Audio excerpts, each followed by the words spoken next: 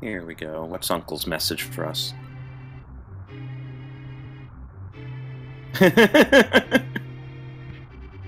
So, can Link turn himself in for that 5,000 rupee reward and then not have to worry about money the rest of the game? Well, the way Zora gouges prices, you may be tempted to do it. Or there we go, Zora could turn Link in for the reward and give him 10 items.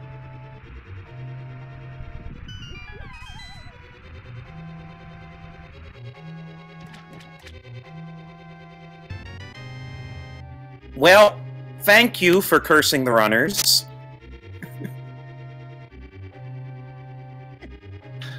Well, we do like to entertain around here, and at least it's entertaining. And at least they will be literate runners. That's always kind of an interesting thing to find right off the bat. Yeah, it means that Desert Palace can be entered right off the bat, though, depending on item locations, it may still be boots locked inside.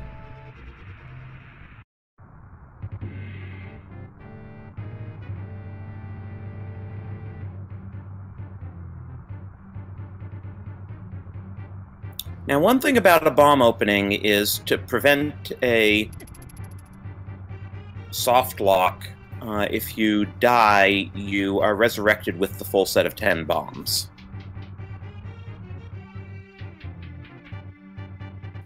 Yeah, they also have that safety mechanic in place for any of the magic requiring items.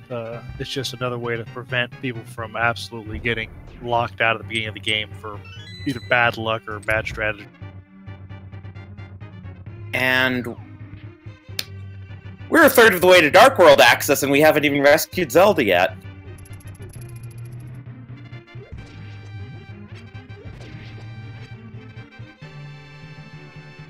So far this is being a fairly generous seed. They know they'll be able to check the back of Escape. They already have 2 progression items.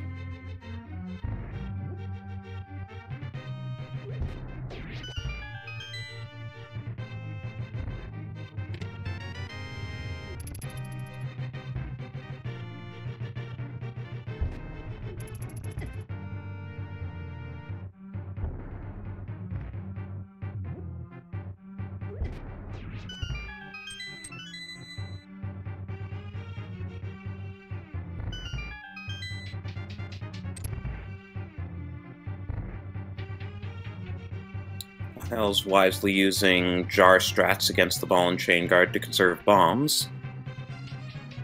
Ooh, Old Man Sunshine's kind of cutting it close, but fortunately there are hearts here.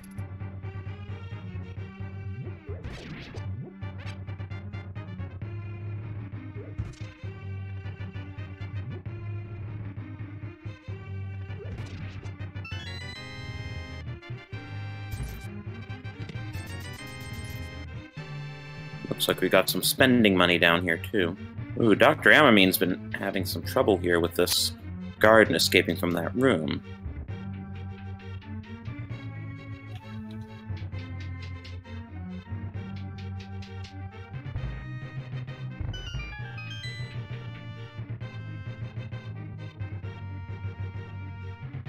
I just realized on File's side, Zelda rescued Zelda. They didn't like, make an alternative version where Zelda can rescue Link.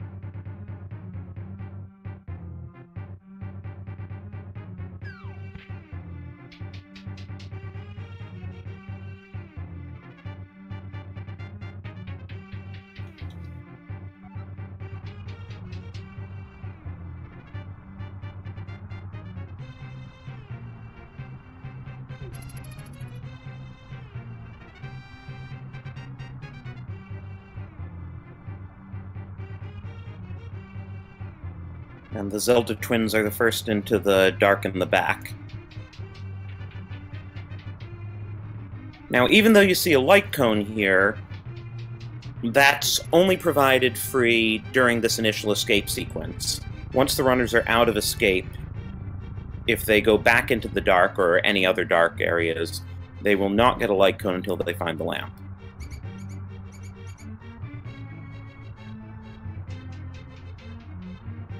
And the generous items just continue. Bombos in the back.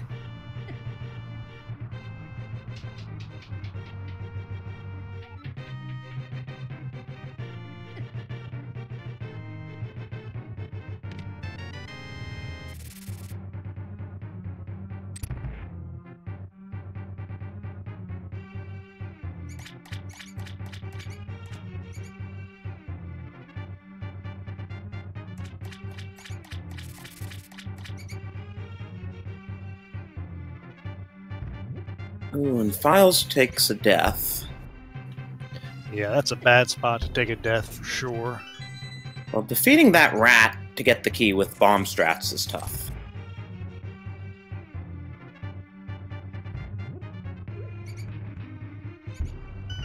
So B-Mal will now give us our first look at the back of Escape, followed close by Old Man Sunshine.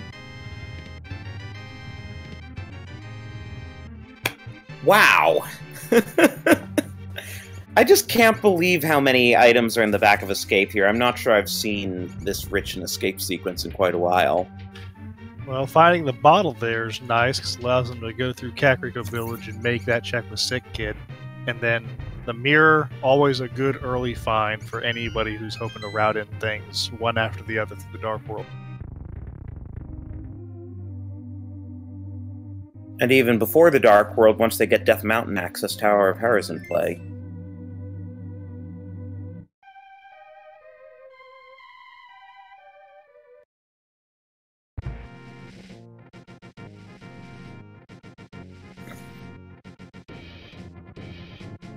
I imagine all our runners will be doing the Lost Woods and Kakariko checks. Oh, and we have our map check. That was the red pendant in Eastern, and it looked like blue crystals in the other two.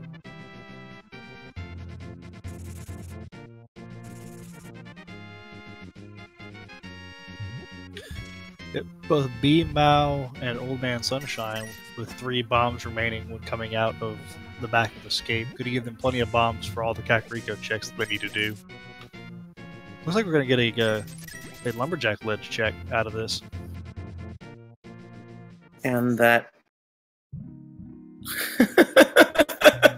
File sending us a little message there.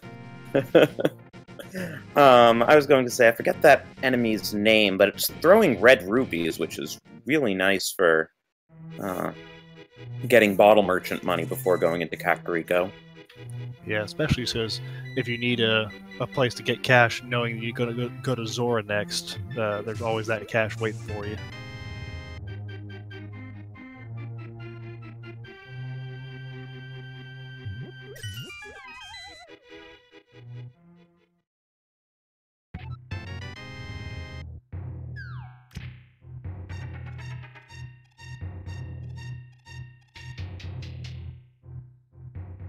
Now, Old Man Sunshine didn't bother going up that way and checking the bush crabs, so he at the moment does not have bottle merchant money.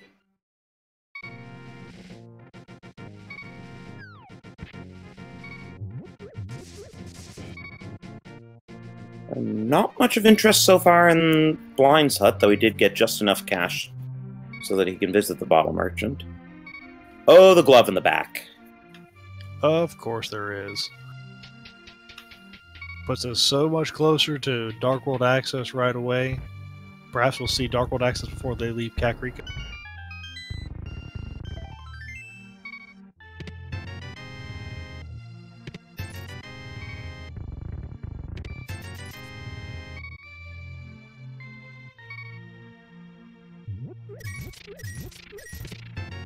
There's the Cane of Burna.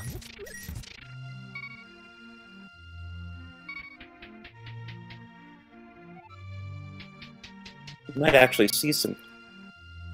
Oh, sword upgrade on the pet. I don't think we'll be seeing that, though, unless the runners get really desperate. Like if the other 2 sword upgrades are on the tablets.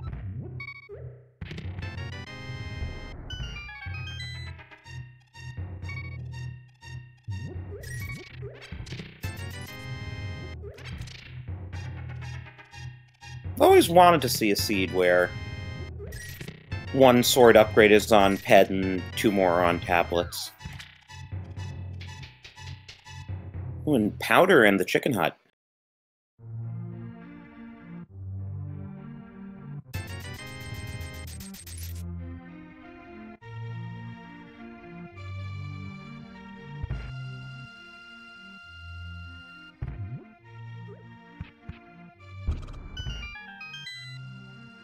Okay, old man Sunshine, you just stole sick kid's life savings. How do you feel? Well, Sick Kid wasn't using it. He's laying in bed all day. The hero of Hyrule may as well go and put to good use.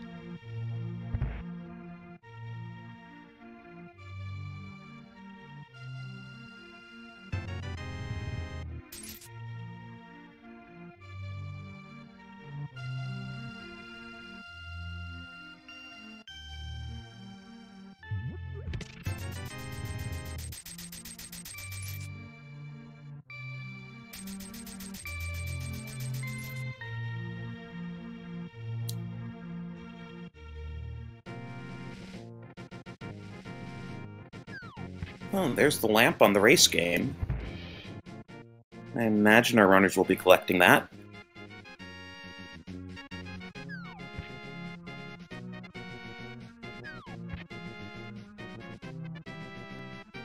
Might even be mandatory if the fire rod is lamp locked.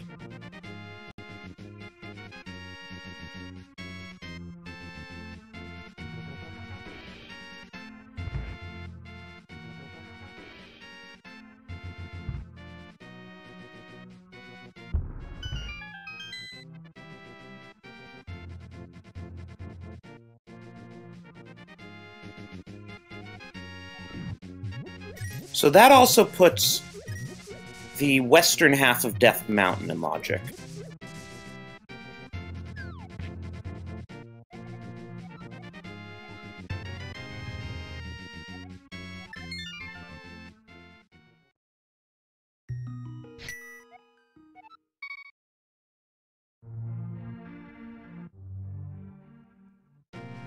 And with Tower of Hera being a pendant, I'm guessing we'll see that after the south side checks. From at least some of our runners.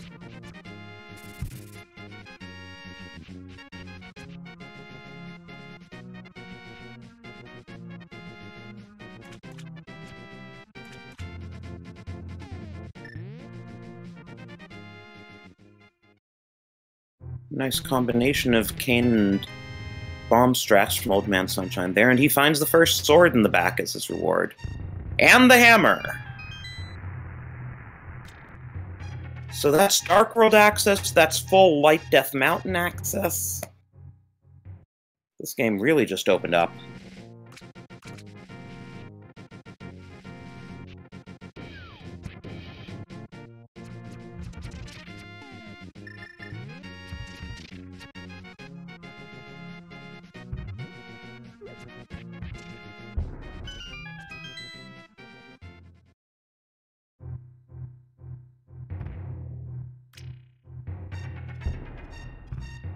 And Old Man Sunshine is even making a beeline for Death Mountain, didn't bother checking Ice Rod Cave.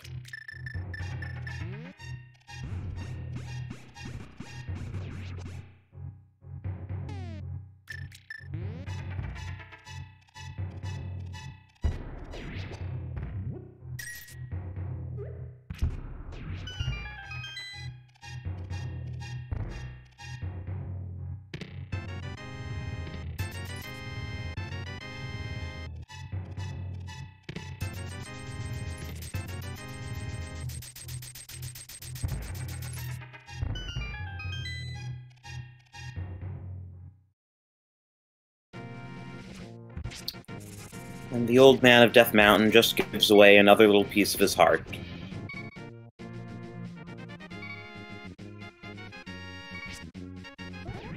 Now, Dr. Amamine, unfortunately, is being a bit too hasty with Death Mountain here, because if he had gone to Mini Moldorm Cave first, he'd be able to get a lot farther with the sword and the hammer, but he'll still be able to do a few checks on the west side.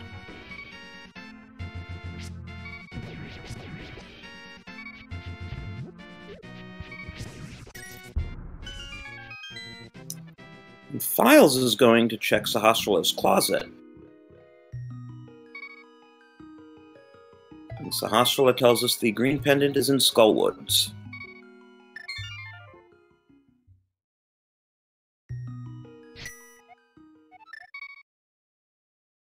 But Sahasrala is just holding on to some random junk in his flagnet today.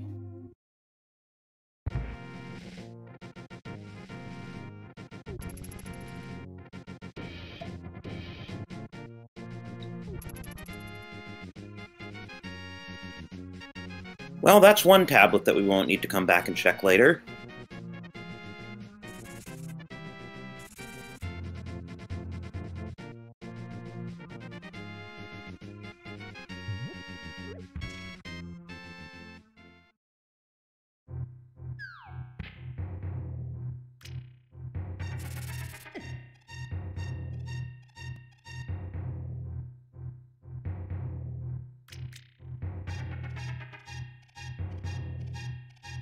Ooh, we get our boots hint nice and early when it actually is useful.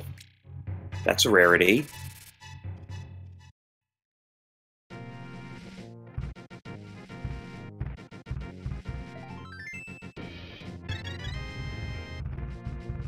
So boots in Swamp, the runners are flippers short of being able to get into Swamp, and they would need the hookshot to get to the back of Swamp, so it'll be interesting to see when we get those items.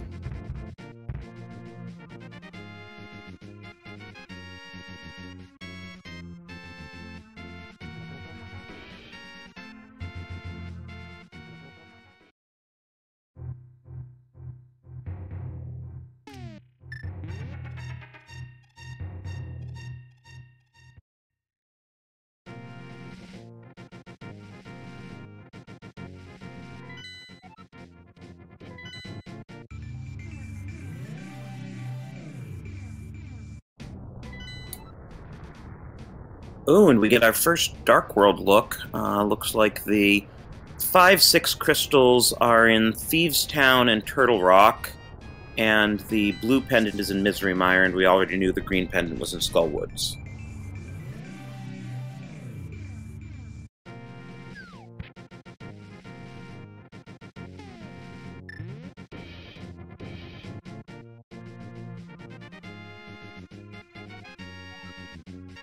Old Man Sunshine going for hammer strats on Moldorm, which makes sense. It only takes 3 hits, and there he goes.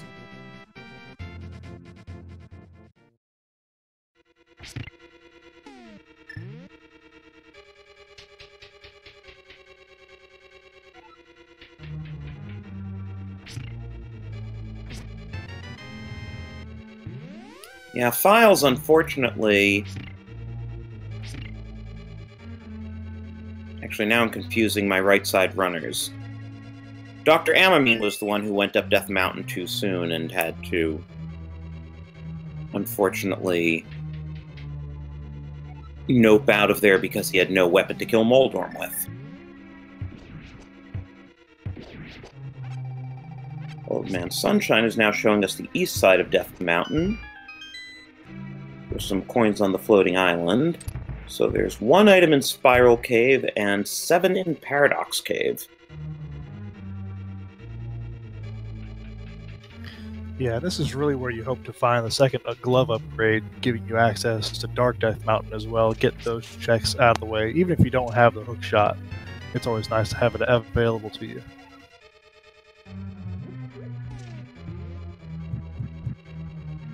Okay, the Piece of Heart is underwater hint reminded me of another change in the release that came out a few days ago, that items from Zora and Catfish can now be described as underwater in addition to stuff that's in flooded locations and swamp. Yes. And previously that referred almost exclusively to the item at Dam, didn't it? And the items in Swamp that you can only get at by draining rooms. Like those 2 in the back, if you know which ones I'm talking about.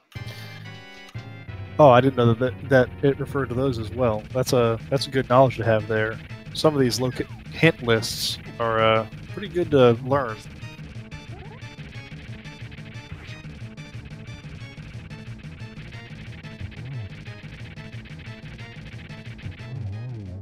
B-Mal also not having too much trouble with Moldorm today.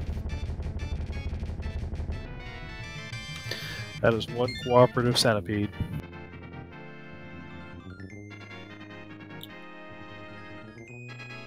And Old Man Sunshine gets a very useful blue mail, a moderately useful bloomerang, and 3 pieces of heart, which weren't enough to give him a new life.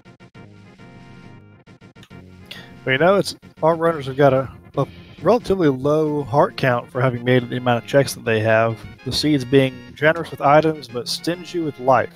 If you're good at the game and can avoid getting hit, it's not really that big a deal, but finding a blue mail upgrade is very nice at this point. Wow, and there's the fire rod in Desert Palace. That is a nice find. So there was a definite method to the madness of that early book.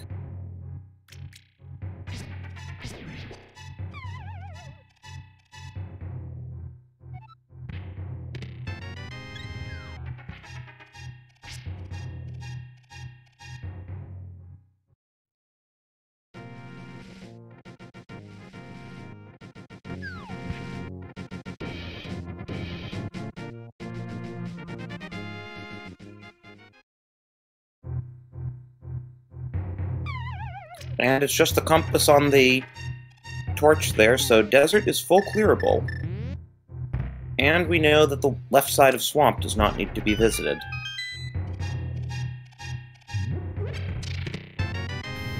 The left side of swamp hints are always my favorite. That and Misery Mire, letting you know that you can avoid a whole bunch of time sink. Not making checks that you don't need, or knowing that you need to go that way even. Preferably if you get the hint before you check it. Yes, the hint system is notorious for giving you hints that you already know just after you finish making the check. Or everybody's favorite, some cash is in Ganon's tower.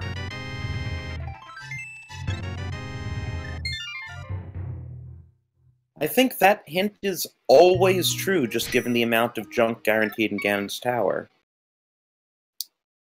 Oh, and Hype Cave has our flippers. And the power mitts.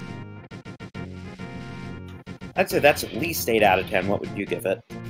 Well, I'd give that a straight up 10 out of 10. It gives us access to Ice Palace, and the way seeds have been lately, something is waiting in Ice Palace. I can feel it. And it also gave some of that health you were saying the runners weren't getting enough of.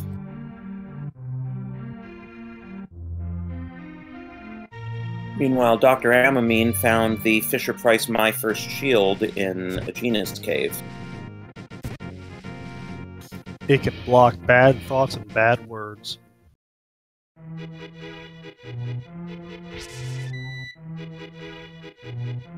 We just discovered that Stumpy had a much bigger life savings than Sick Kid. And thanks to that early mirror, we can check Cave 45 along with Stumpy.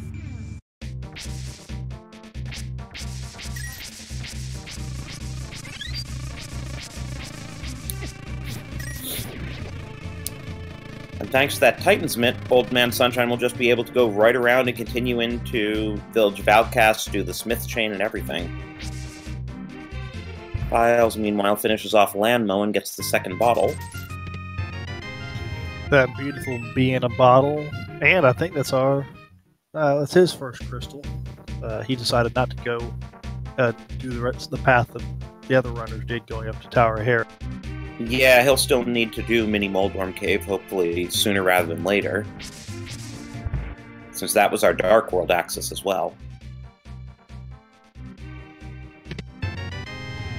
Oh, and the hookshot is in the Sea House. So Swamp is now full clearable, and given that hint about the boots, I wonder if we'll see any of our runners go in there soon.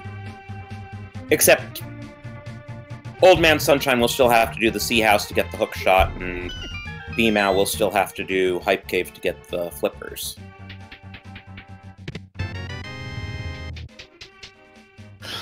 Yeah, but Old Man Sunshine gets the advantage of being able to just continue on straight, heading north using the Titan's bits, which is always very nice.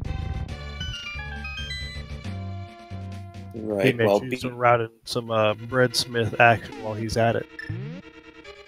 And BMA's going for Thieves Town, which makes total sense. It's a 5/6 crystal and full clearable thanks to the hammer.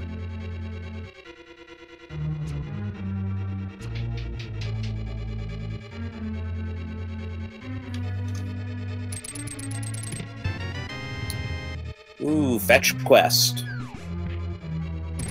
But that works well for BMA because it'll just be another check they can mirror to as they head south.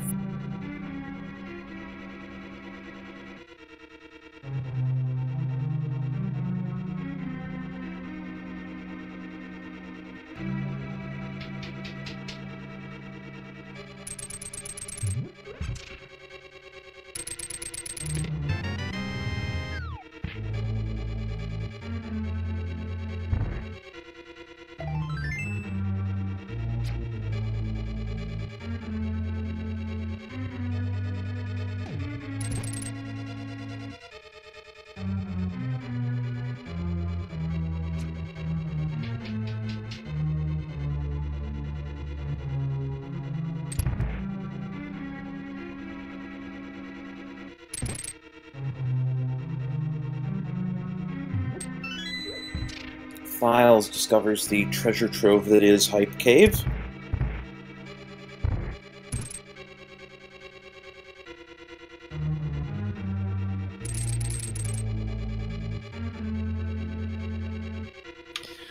And the Batman learns to play a musical instrument, but gives it away to Old Man.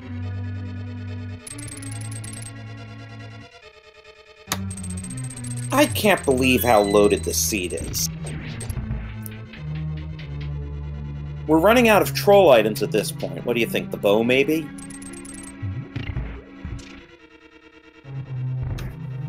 Well, we can determine a couple of things that might not be on pedestal based on our known pedestal. Oh, we had the ped check. One of our runners with the book did an early ped check. It's a sword upgrade. Oh, I totally missed that. Well, in that case, I kind of want to see the bow hidden deep within Turtle Rock or some other ridiculous place. I've seen bow on Laser Bridge before. It's evil.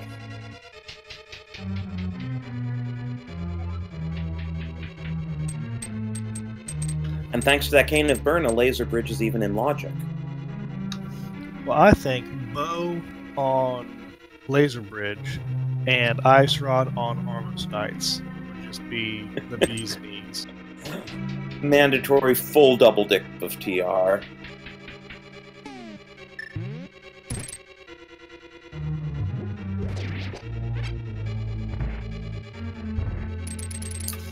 And then I guess there's Samaria and possibly a medallion or two to open Meyer and T-Rock. But Meyer's a pendant, so we might not need to visit it. Well, that's not fair. You know, Misery Mire deserves some love, too. I think there should be a required item on Vitreous as well.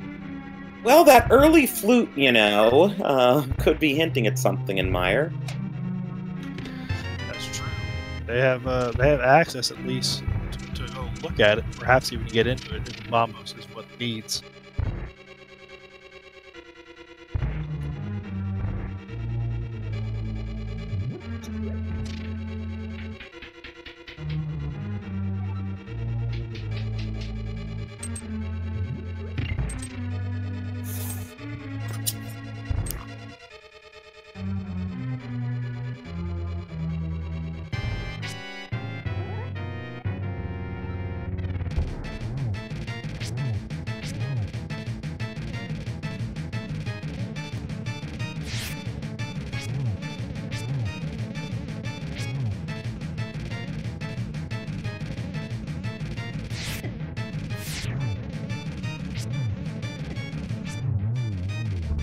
And Beam Out takes down Blind. It just has a compass, but does give us a 5/6 crystal. I don't think that boss saw that coming.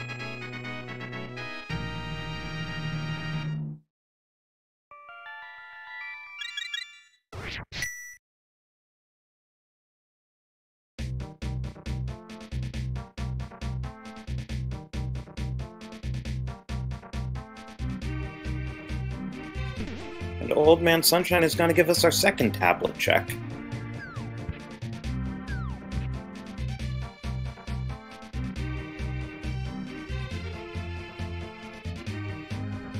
So, despite the fix to the tablet glitch, there's nothing of use on the tablets today.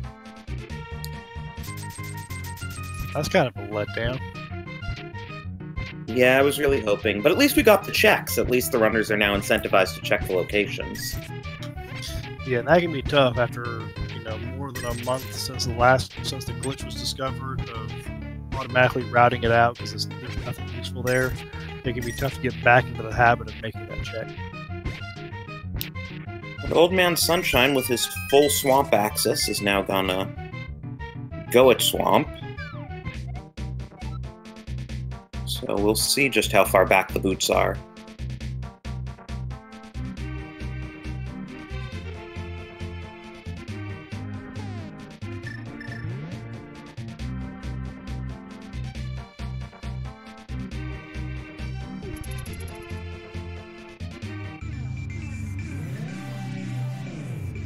The boots requires a hook shot, so we know they're in the back. Kind of interesting that we get 2 boots hints, and one of them is like, right when you know you're already on your way to the boots.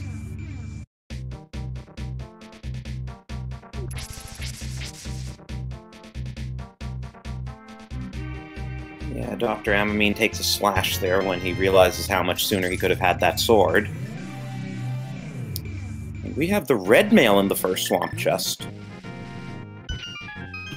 Well, you take a gamble on missing a Sphere 1 location like Mini Moldorm Cave.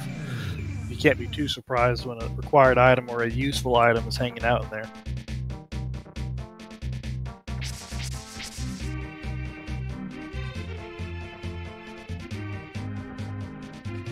And B-Mao and the Shovel Spot just found their first shield, which is the second shield we've seen.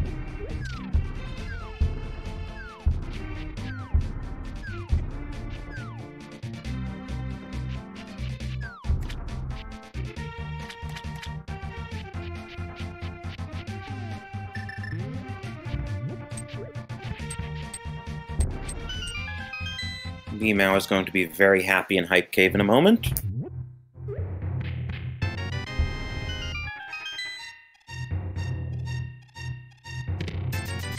Wouldn't surprise me if they make a beeline for Swamp now.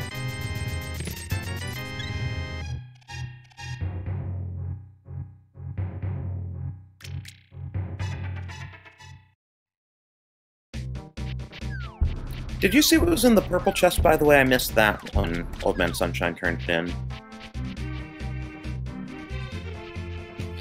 I believe it was just trash. I didn't see specifically what kind of trash, but nothing useful. Our trackers are saying it is 20 rupees. Oh, okay. I mean, I didn't see anything added to the tracker, so I didn't think it was anything useful, but... And by the way, shout-outs to our trackers. 2 of them keeping track of 4 runners here.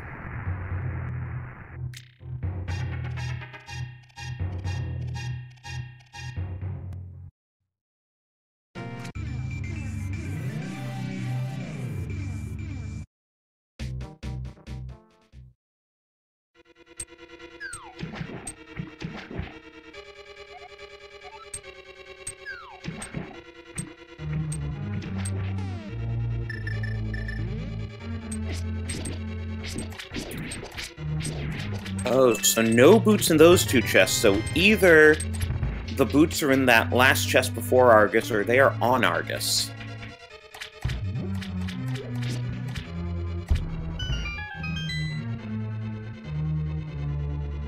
There they are.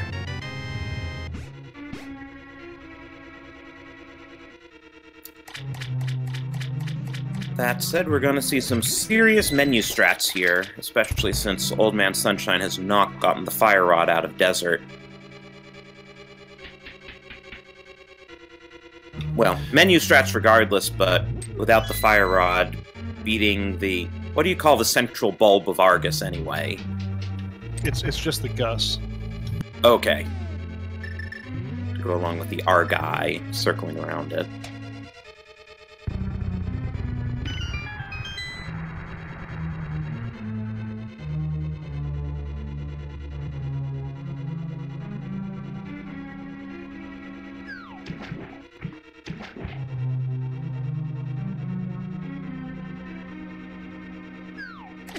So the boots, of course, now open up Bonk Rocks and King's Tomb.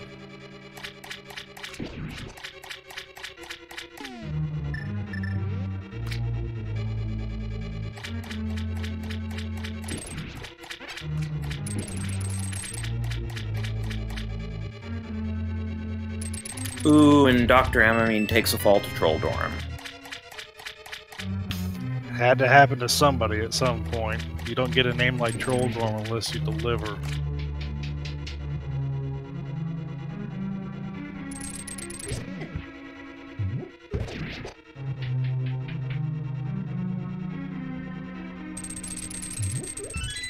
Yeah, so now Old Man Sunshine's reduced to hammer strats on Gus.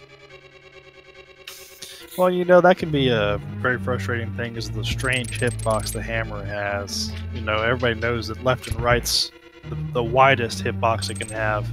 But it can also be slow to come out.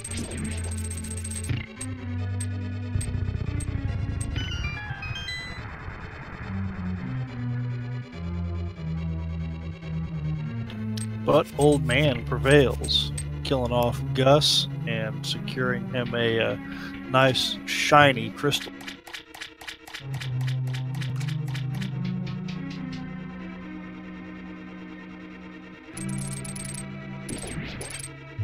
It's really only a second. I guess he only did the front half of Thieves.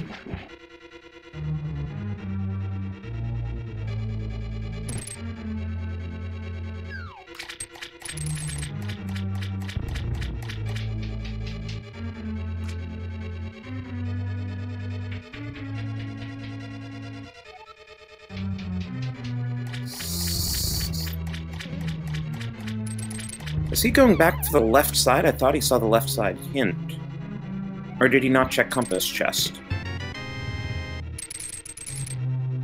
No, looks like he's doing left side. I thought he saw that hint, though, when he was in Tower of Hera.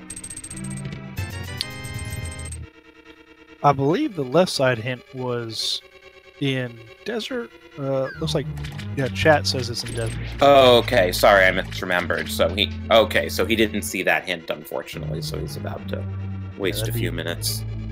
Yeah, Dr. Amamine and Files, I believe, are the only two who have been inside of Desert Palace so far.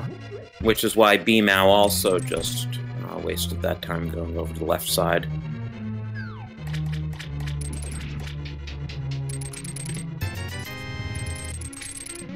Yeah, we have kind of a right side, left side thing going on here in terms of who's been where.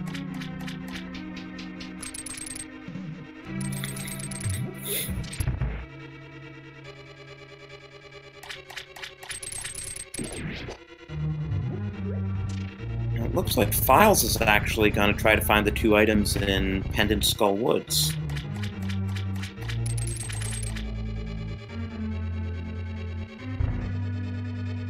And there's the D! I don't know why that got rage slashes. I mean, when our other runners find it, it'll get rage slashes, but Files should be happy. There are far, far worse places you can find it than there.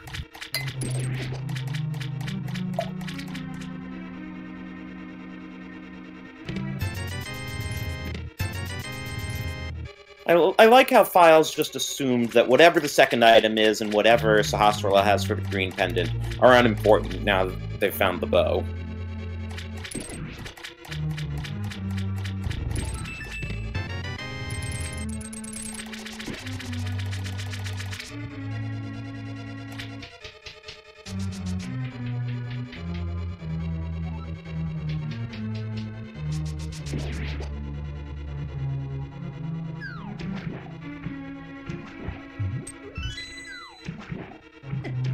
Yeah, chat's asking about who's in the lead. It's an interesting question, because Files doesn't know about where the boots are, but our other runners don't know about where the bow is. Yeah, well, it's always too early to tell. This far in, 40 minutes into a seed, it can be difficult to pick out a clear leader. You can expect people to be looking for the bow in all the right places. Skull Woods is going to be one of those ones people may avoid for a while, just so that they don't have to dip into a pendant dungeon that unnecessarily. And I think Files is going to give us the double angry fish check.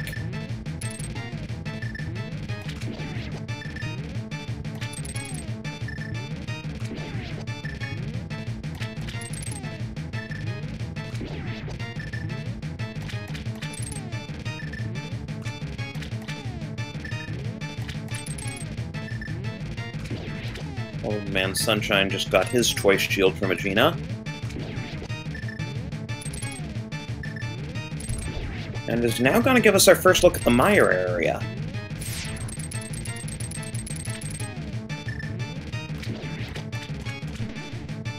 There are 3 checks available here. Oh, and was that Bombos? Is Meyer enterable?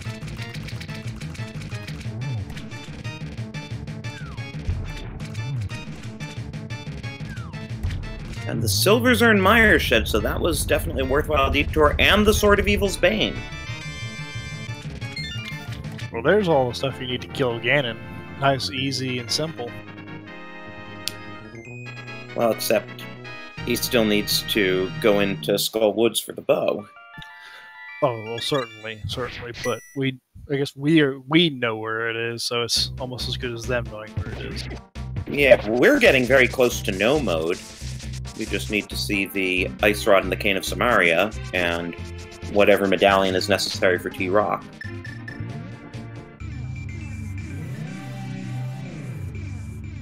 Zora gives us a 4% ROI today.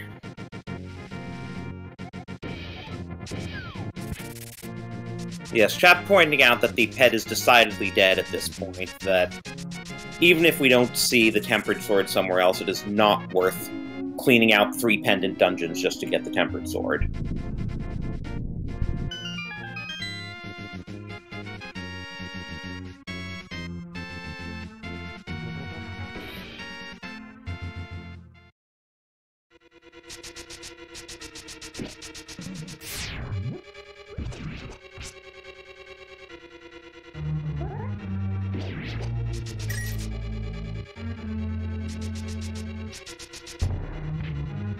And yes, depending on where that...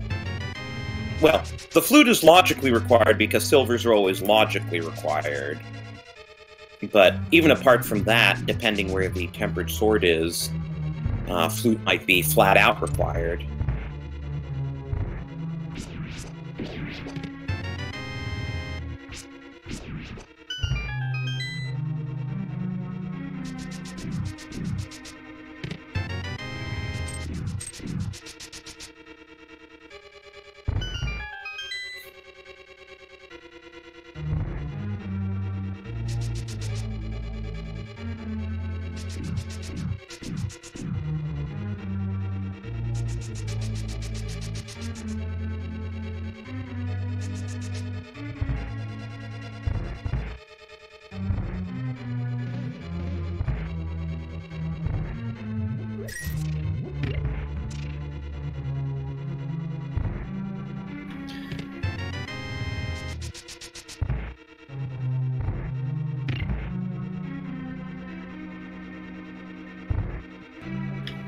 So since we are looking for the Cane of Samaria and the Ice Rod at this point, where do we think we might find them?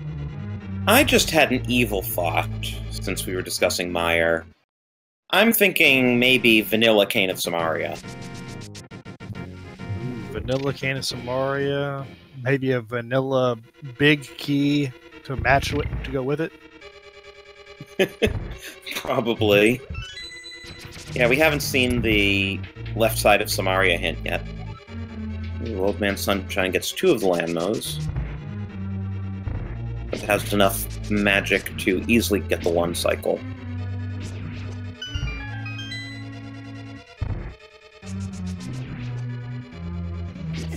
Dr. Amamine found his bow, but is going to clear out the rest of Skull Woods.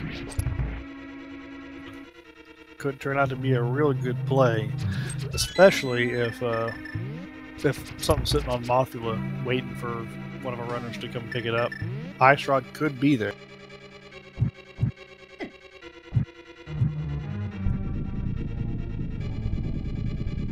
And we also don't know what's on the pink pendant.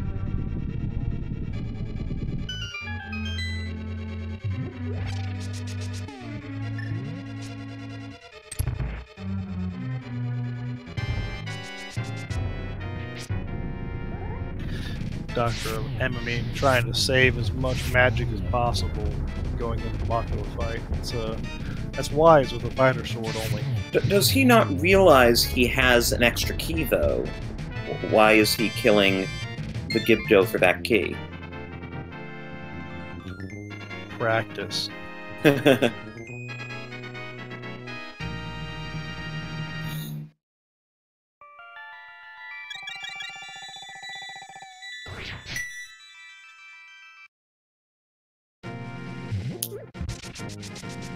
Miles, meanwhile, is heading into the back of Pod where all the items live.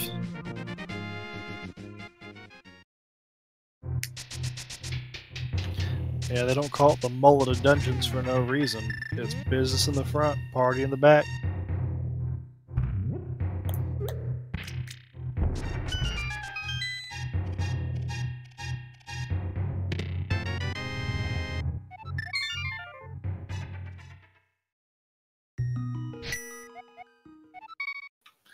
Mothula, not making it easy. Oh, and the big key was hiding in the back there, and Files shows a little bit of displeasure with that.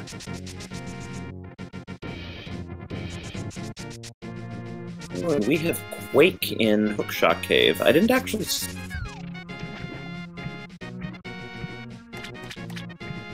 I didn't see if he checked Turtle Rock Medallion.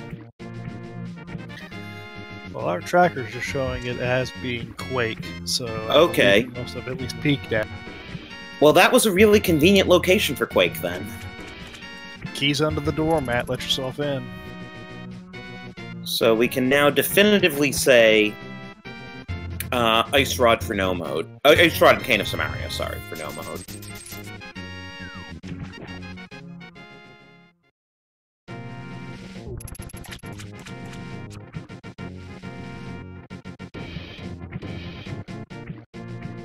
Did you catch what was on Hobo? I'm assuming nothing important. Looked like nothing important.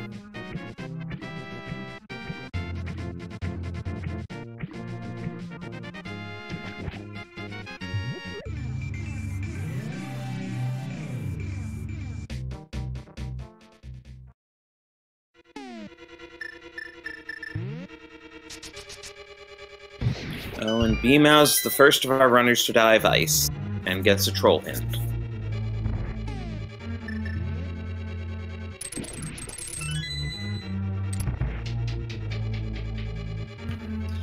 I like an Ice Palace play like this, especially when you're looking for the last couple items. So many runners are going to put it off to the last possible checks because it's miserable going through it. It's a lot of time to be spending, but if you find it, it puts you ahead of the game. Yeah, definitely high risk, high reward. And poor Dr. Amamine, if he would just check Hype Cave.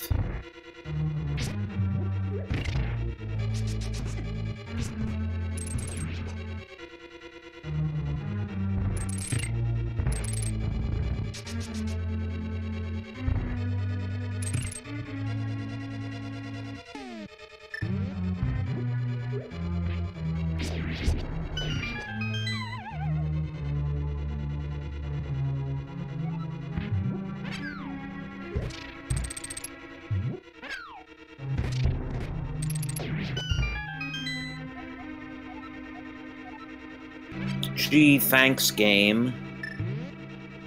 Piece of heart in the Dark Village.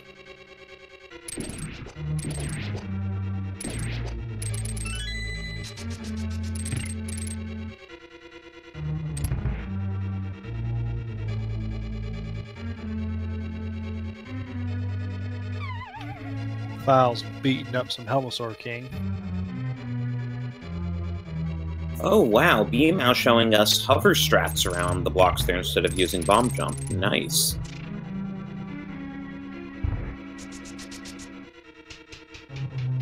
That is not a strat you see very often. No, it's a lot of precision of a lot of button play work. If you can get it right away the first time, it's a time save. But if you fall once, I think you end up losing a little bit of time.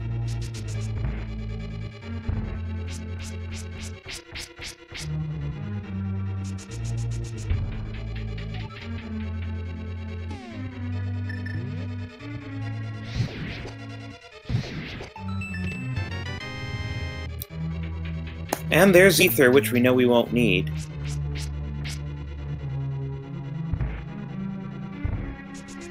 Though sometimes running the GT Gauntlet, it can be useful for quick kills and or swag.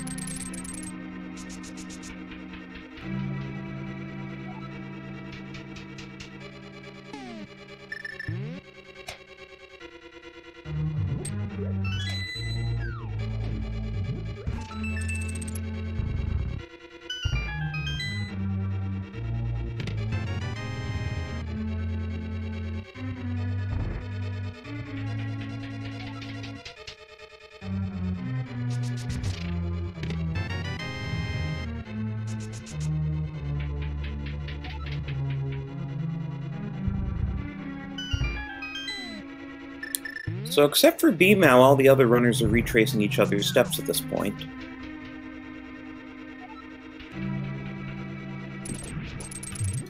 Yeah, and that's part of the reason why it's going to be difficult to say who's exactly in the lead, who's running ahead, or who's running behind, just because until you get to see some convergence back into a similar spot, who knows really.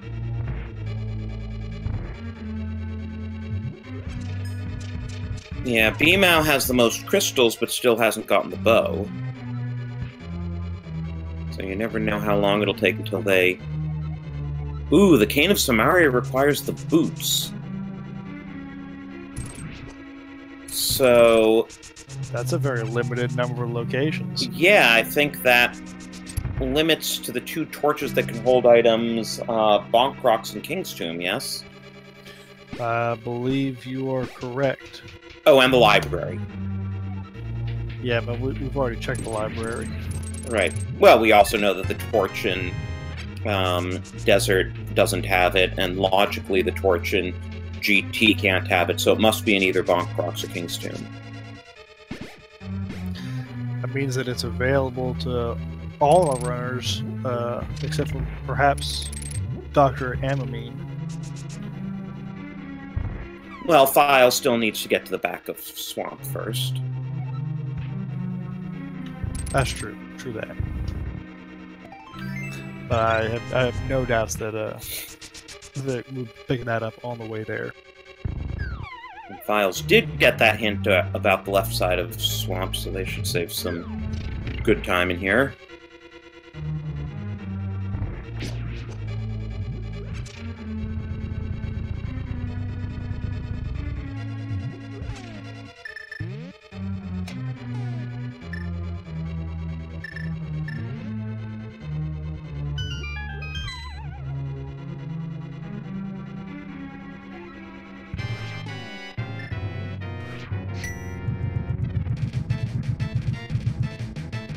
Email wisely using Bombo strats on Cold Stairs, since with just a fighter sword, you really want to conserve that fire rod power. I'm not sure a fighter sword slash can even damage Cold Stair. I think you might need to do a spin attack. Yes, it is spin attack only, or hammer strats if you're feeling bold, brave, and reckless.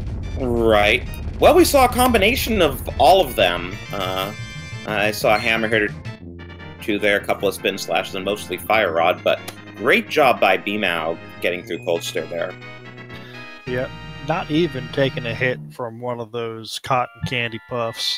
They deal a lot of damage in hearts, but with red mail, it's not too bad. Yeah, with red mail, I think it's just 1 heart damage. I believe you're right. Green mail is a devastating 4. Okay, Old Man Sunshine gonna show us King's Tomb now. Is it here or Bonk Rocks?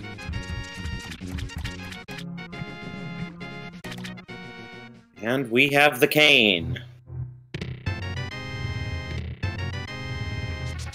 Alright, and it comes down to everybody's favorite item to search for, the ice rod. It can be logically anywhere in the seed except behind Trinex, so we know it's not going to be in Pyramid, Fairy, or on Trinex. Or in GT, but...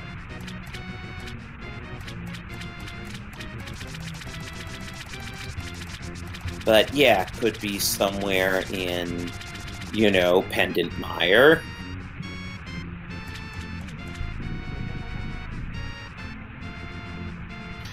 That's true. And finding the Canis of Maria might be the seed's way of saying, hey, let's go there. Let's go see what this boss has got holding on to us for.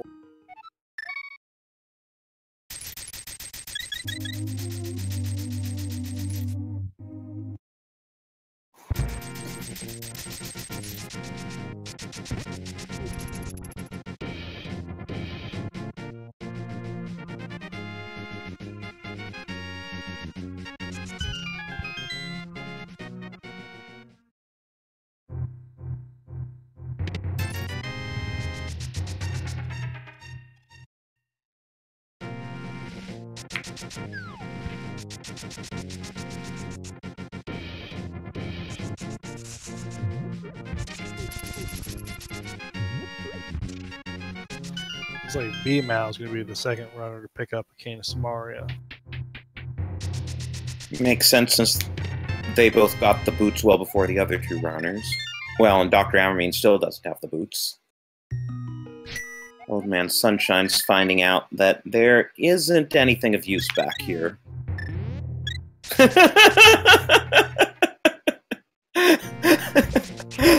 Files is awesome.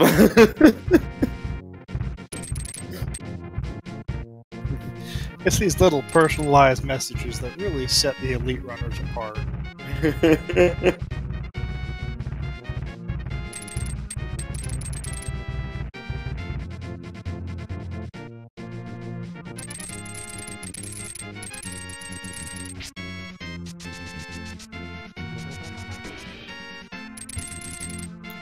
So, unfortunately for B-Mao, depending where that ice rod winds up being, that full clear of ice pals could be a bit of a waste of time if the other runners are able to hit it in go mode.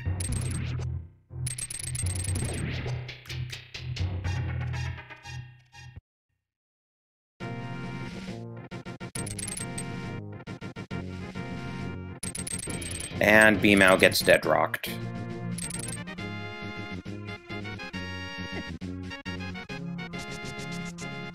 But now that they're up here with the cane, I bet you once they go into Hookshot Cave and get the Quake Medallion, we're going to see a full dive of T-Rock.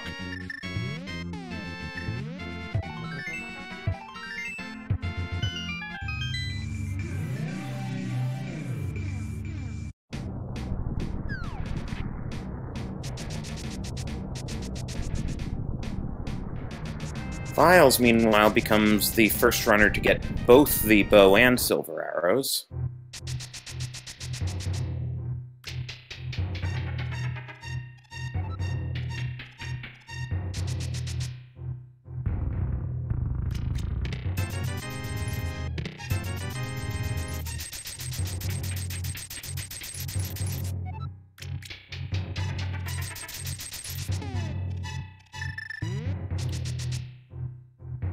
Though since they've already beaten Pod, unless the Ice Rod is on Vitreous, having bow plus silvers is only going to be useful in GT.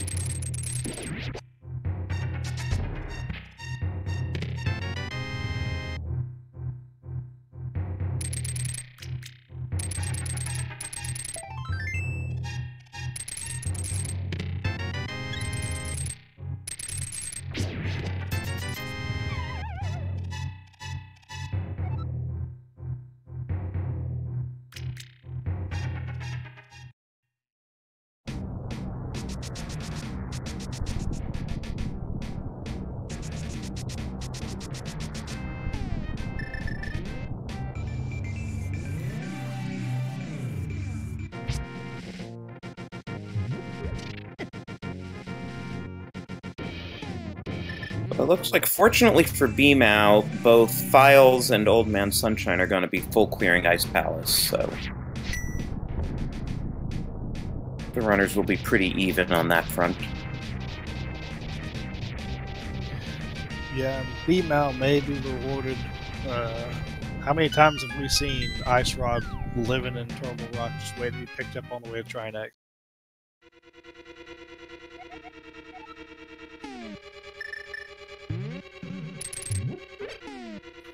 Unfortunately, BMAO's probably looking for the bow in all the wrong places.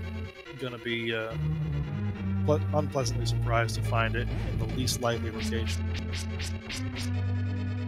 Yeah, so I'm thinking, though, statistically speaking, with effectively 6 checks back here, if you include Mimic Cave,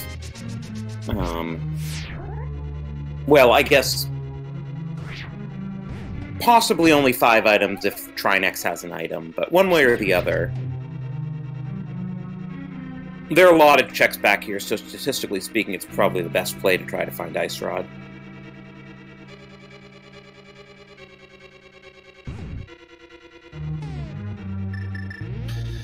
Yeah, it's not too bad. Even with Fighter Sword, as long as you've got the hammer, Trinex isn't the worst boss to fight.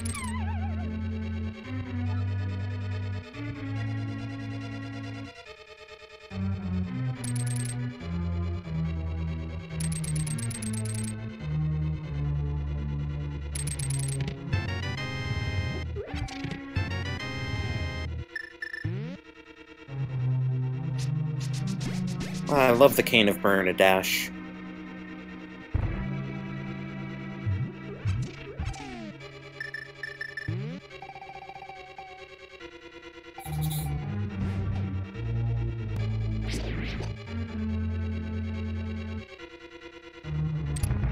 And Dr. Amamine finally getting close to his boots.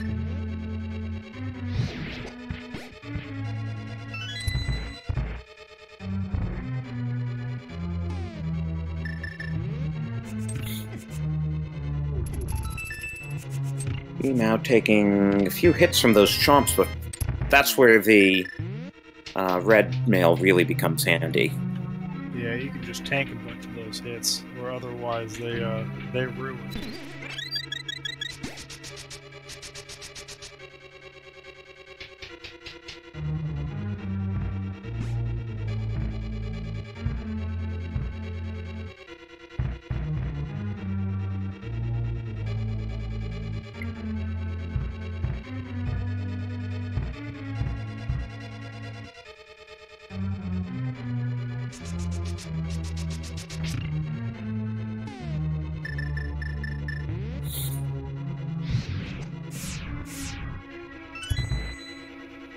Dr. Amamine giving us more of what everybody likes, the hookshot to hammer menu strategy.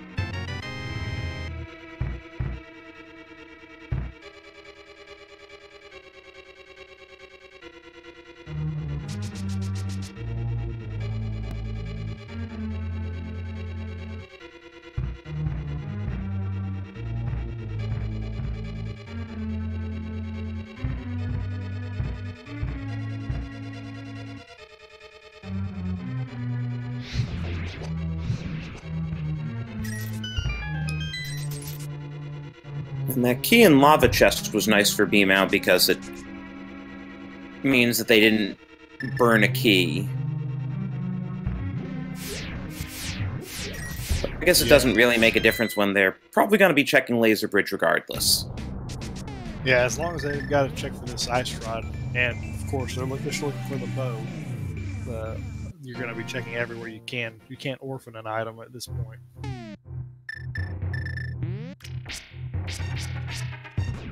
But it does mean that the other runners are probably going to have to check Laser Bridge for a key anyway.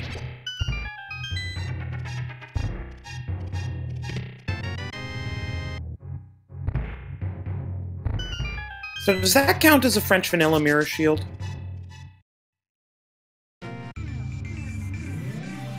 It's pretty close to a French vanilla mirror shield.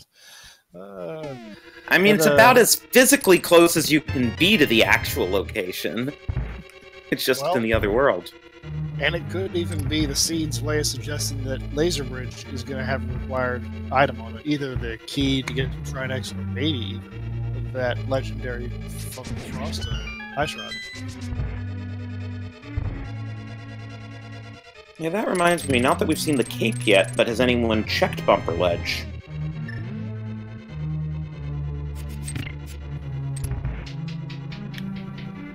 I think that B-Mouth checked it, or at least went past it, heading towards Kingston.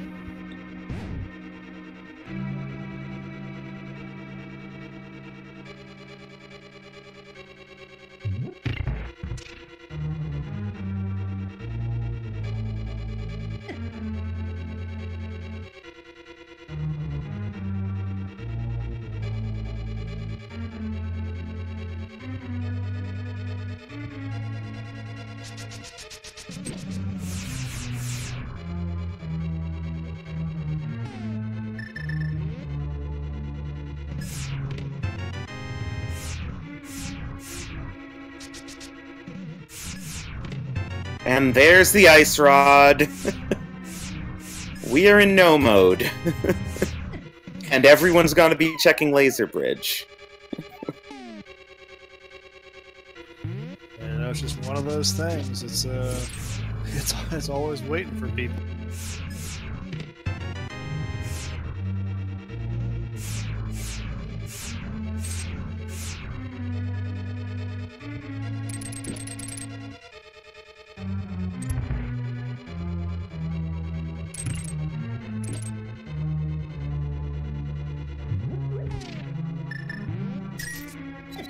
Oh, wow.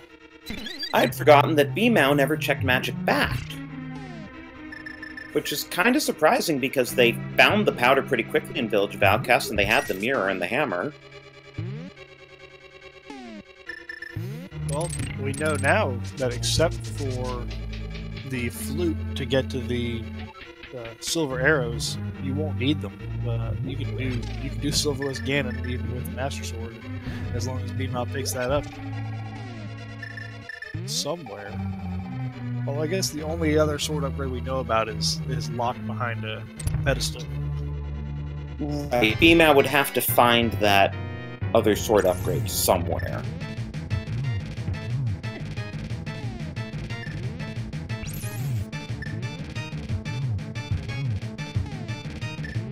And even then, that would amount to Master Sword Silverless Ganon, which is really nasty.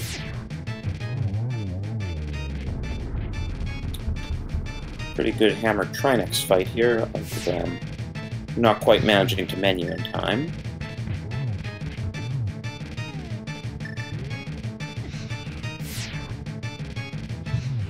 Again, Red Mail comes very in handy here.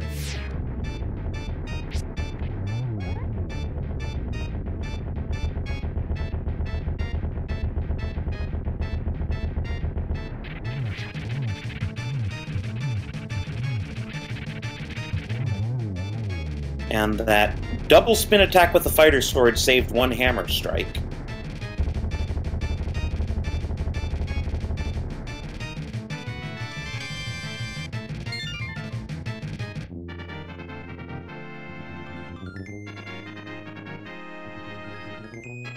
Oh, and Old Man Sunshine is becoming the first of our runners to actually dip Mire, so we might get to see what's in here.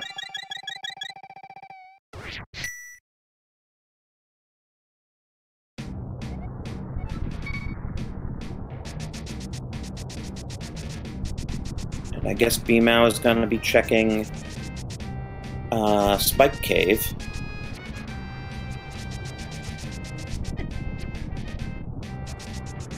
That'll make things interesting if there's a sword upgrade here. Yeah, B-Mao managed to find our fourth sword upgrade. Can entirely bypass finding the flute. All they gonna need to do is find the bow, and then it's a race to the end. I mean, it was always a race to the end, but then it's a super race to the end. Files, meanwhile, is actually taking their first trip up Death Mountain.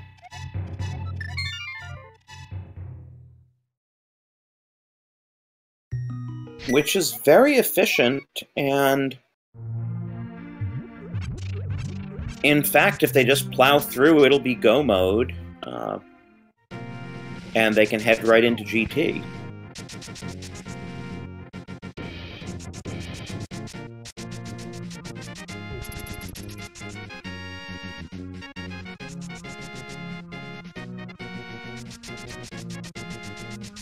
So with 2020 hindsight, this is excellent routing by files.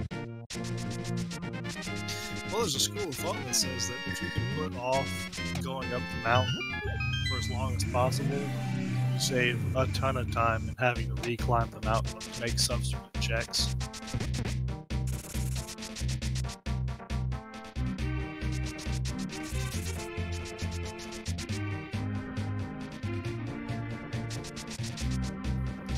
Man Sunshine, remembering the tip that he got, doesn't decide to go check the unnecessary parts of Mystery Mire, finding a bottle for one of the items.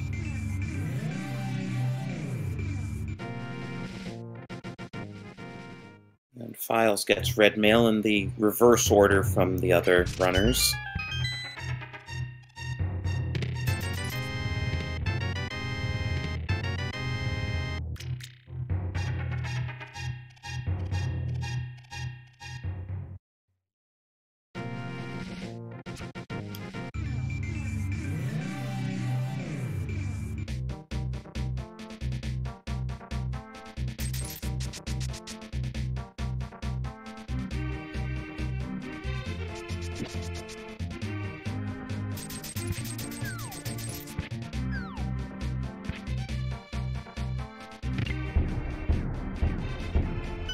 Oh, B-Mao is now going to be double-dipping Pod.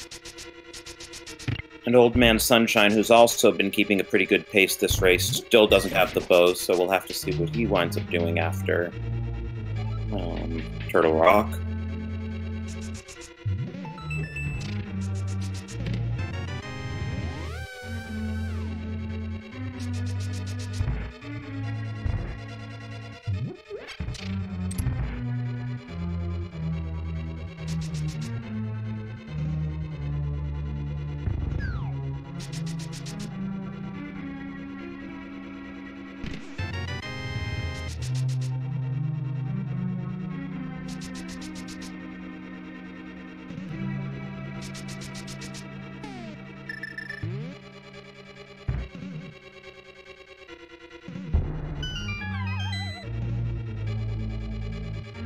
One nice thing for B-Mao is they have no incentive to check the bow locked side because the bow can't be there. Yeah, even fake post or potioning your way across the glitch will help you out because you're looking for the bow.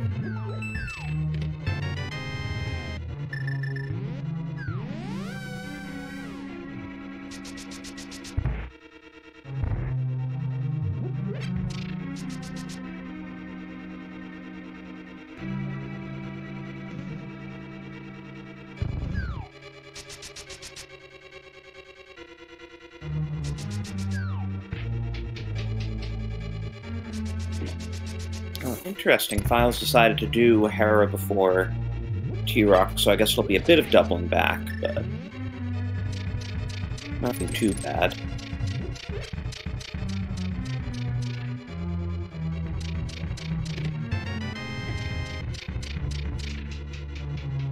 Or maybe they just want to give us time to play the GT Big Key game, which is almost impossible if Tower of Hera is your 7th crystal.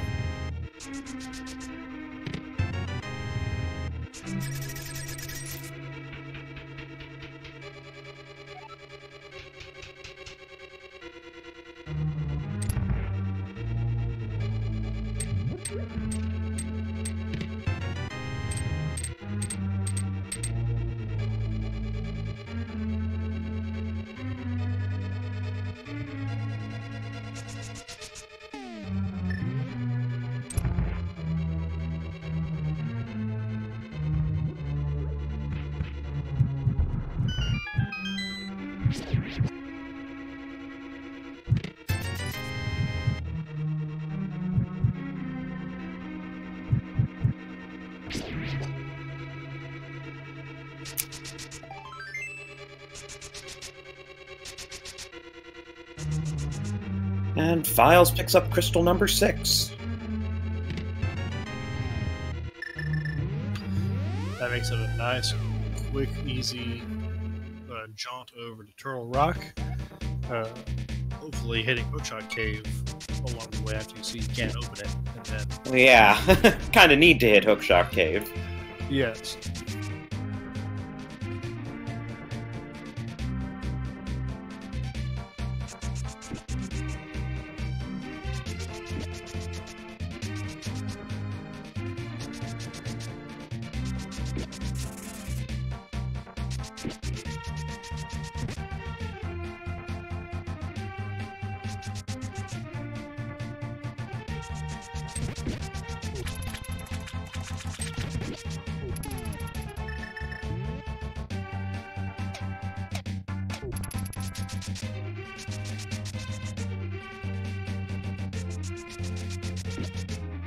Oh, I guess they were already in Hookshot Cave and we missed it. I see they have all the medallions.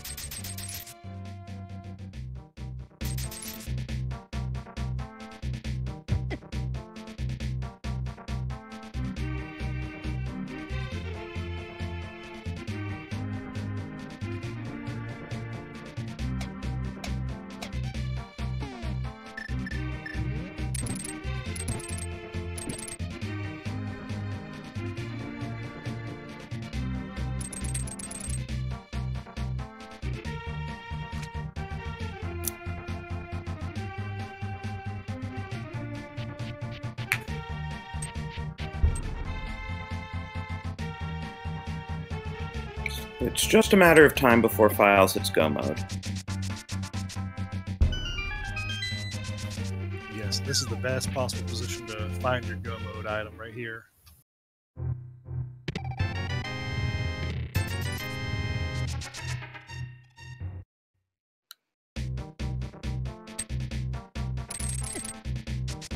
And I just missed what was in Pyramid Fairy. Some cash and something else. I didn't quite catch it either. Oh, and there was our other sword upgrade on the pyramid. So depending whether B-Mal finds the bow first or the flute, we might see Master Sword Silverless Ganon here. Well, B-Mal's heading over to Sanctuary gives him a good position to run over to Skull Woods, hopefully.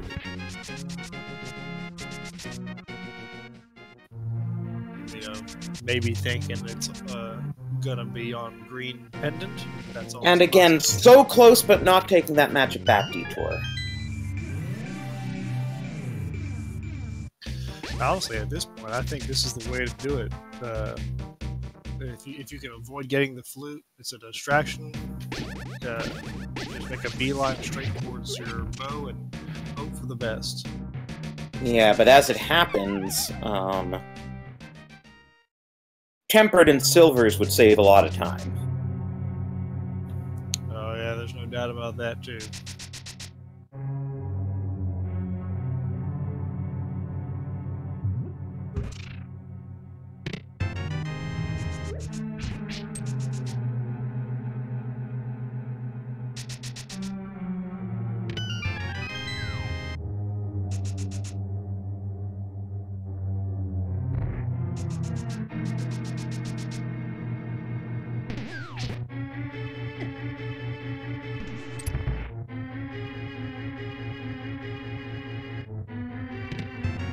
And here we are, at an hour 19 and 49 seconds. B-Mal is in Go mode.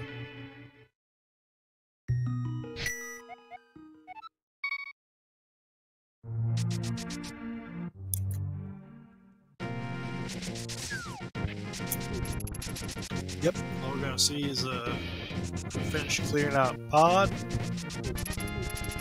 By that time, we may see who's our front runner.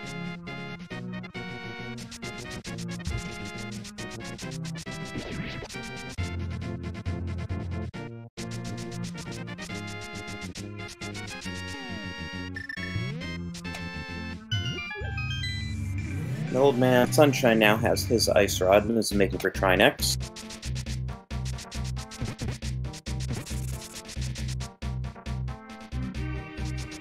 Now, if he checks Pyramid before he checks Skull Woods, he could become the only one of our featured runners to get tempered.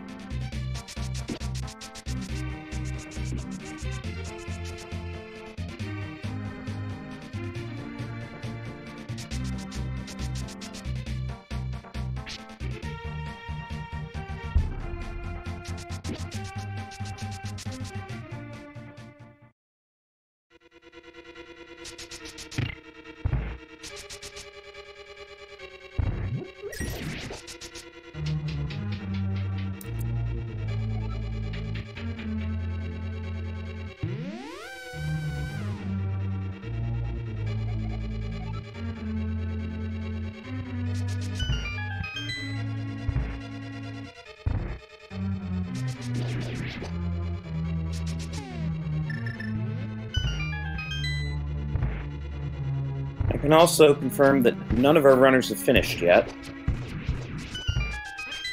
So we don't have anyone off-screen who found some amazingly fast routing. They know the way the item placement's been today. We've seen our runners have to run back and forth all across the map to get the items they need to finish dungeons. I don't expect there to be a whole lot of different routing going on. Maybe a couple of optimizing things, but everyone's going to be looking for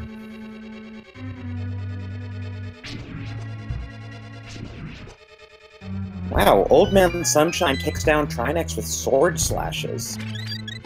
Oh, right, they have the Master Sword. Sorry, I was thinking because of how Beamow went in there with the Fighter Sword that Old Man Sunshine was somehow taking down Trinex with the Fighter Sword. And Files at 1 hour 22 and 39 seconds is now in go mode and bombing the treasure chest, and Samaria blocking the treasure chest for good measure, and now just remembering that they still need a key to get to Trinex.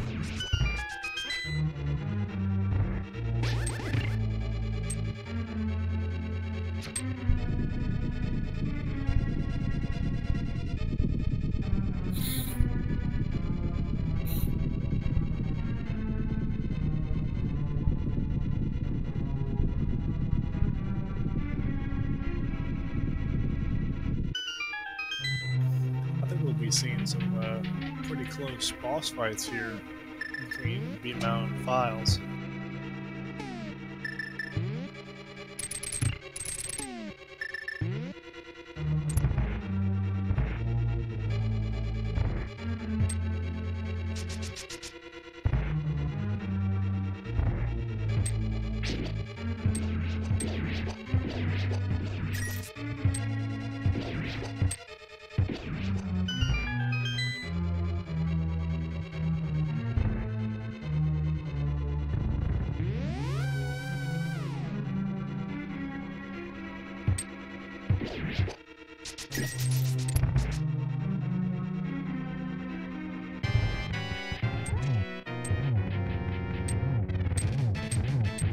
Yeah, fairly synchronized boss fights here.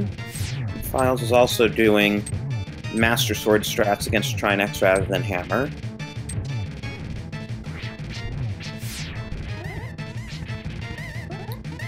Old Man Sunshine's going to be disappointed by what's inside the pyramid, but will no doubt be happy to get the Tempered Sword on the side of it. And with that, Files has their 7th crystal. Would you like to tell our viewers about this fabulous game they can play? Absolutely. Looks like some of our viewers know the game. I see some numbers appearing in chat. So what we're going to do is we're going to pick a number between 1 and 22. These are the possible locations of the Ganon's Tower Big Key. Get your guesses out. Since we don't have a bot today to choose the winner, what we're going to do is give the winner a lifetime supply of free Link to the Past Randomizer seeds. And if you act now, you can get double 2 for the price of 1. That is double free. Get your guesses in now. As soon as we get inside the tower, we will be closing out the guesses. So what's your guess today? I'm a 6 guy. I believe 6 is the number. How about you? 6, you like early. I personally tend to go for 10. It's kind of in the middle, still in the first half. First check there is just a bloopy on Bob's torch.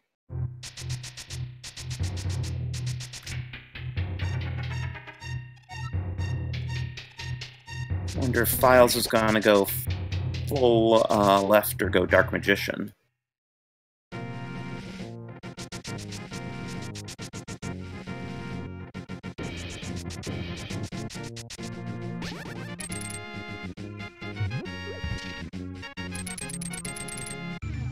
Dr. Amamine having some trouble lining up that bomb jump. So Files is going Dark Magician here. Well, there was your 6, and 7 for that matter. Well, they can't be all winners.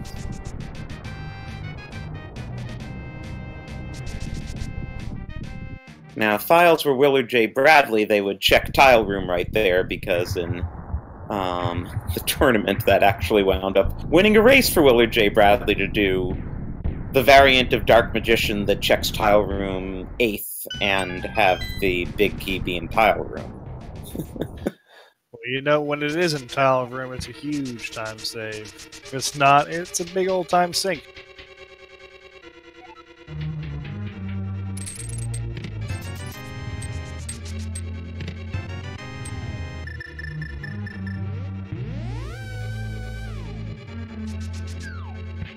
And there it is at number 9.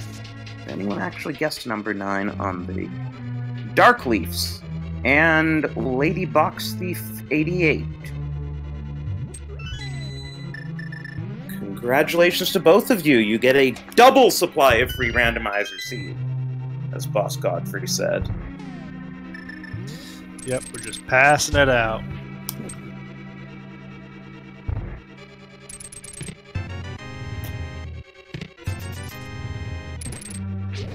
Not redeemable for cash value. Reward where prohibited.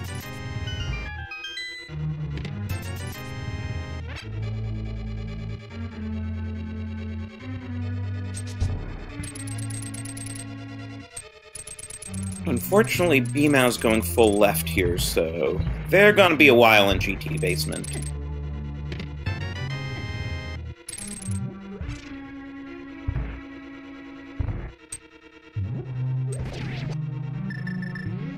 And since we know where the remaining sword upgrades and silvers are, we also know they're not going to find anything of use on this side.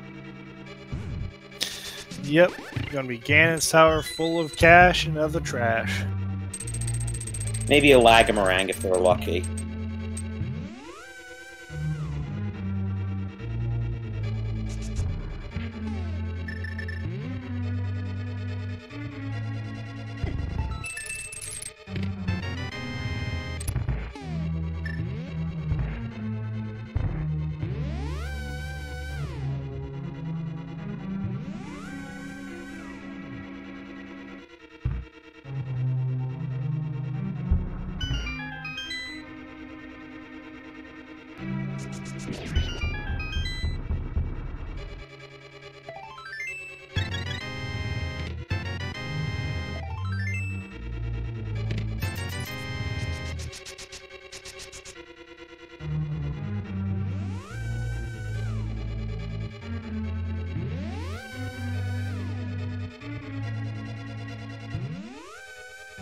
So I just noticed Dr. Amamine has the Master Sword without the flute, so he must have gotten the one off of Pyramid Ledge too.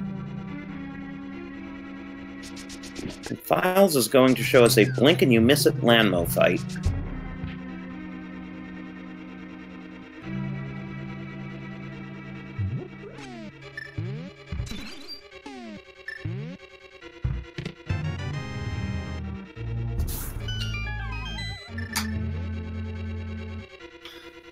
Meanwhile, B-Mow moving through Bob's Hole, going to go down there and do the last couple checks before finally heading over to the east side.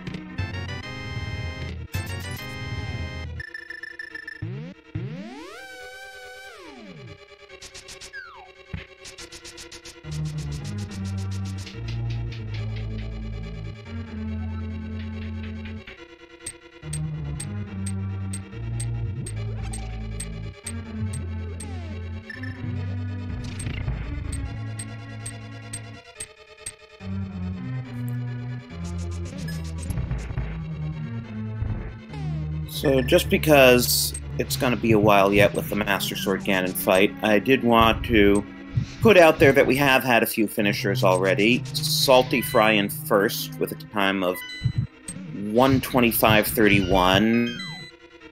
Magnificent in second with a time of 1:28:51. And Stogie Town in third at 1:20. 3 runners who managed to make it in before the hour-and-a-half mark. Yeah, that's an example of getting good routing, making some good decisions, and also a little bit of luck. Files, meanwhile, finishes off Moldorm here. Will they loot Moldorm's last position? Yes. But for a big 20. I wonder what they're looking for by doing that. We got probably the Tempered Sword. Files never checked Pyramid Ledge. They don't know that's where the Tempered Sword is. Yeah, that's true. That's true.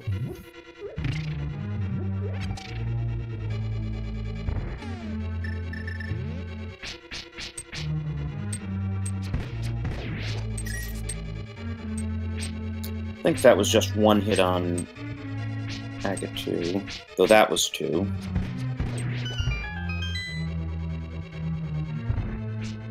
Wow, nice fast triple. So there we go, a 1, 2, 3 literally on Agate 2.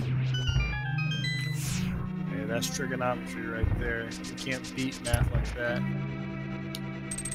And Dr. Amamine picking up his cane.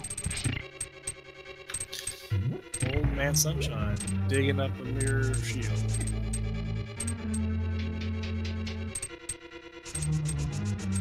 Yeah, now he's headed into Skullwoods, where he will presently be getting his bow and be in go mode. While Files is on Ganon, it takes 12 spin attacks per round for the first 2 rounds. But fortunately, Ganon is positioned nicely against the wall there, so Files was able to get in a couple of double hits. And we're on to phase 2.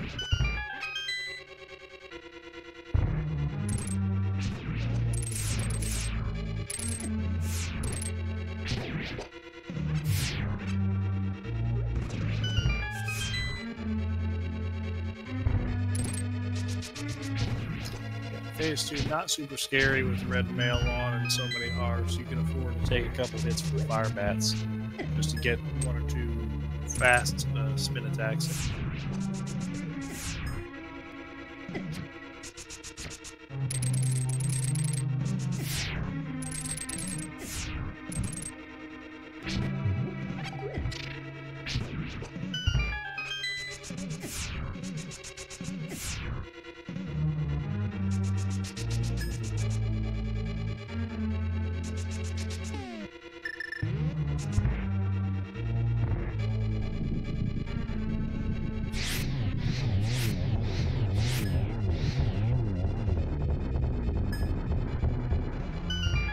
Nice Cane of Burna strats there, because even with red mail, Files in a bit of danger, but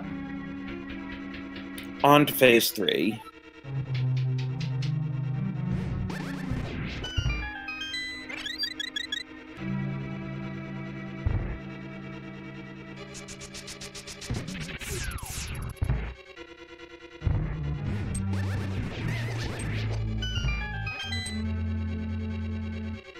Ganon's just being a troll here, but finally through phase 3.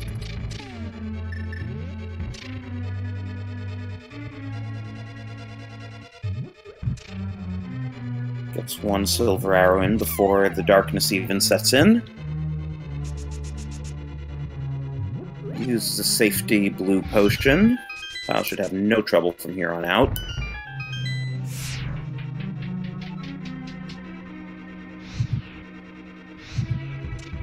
One more hit.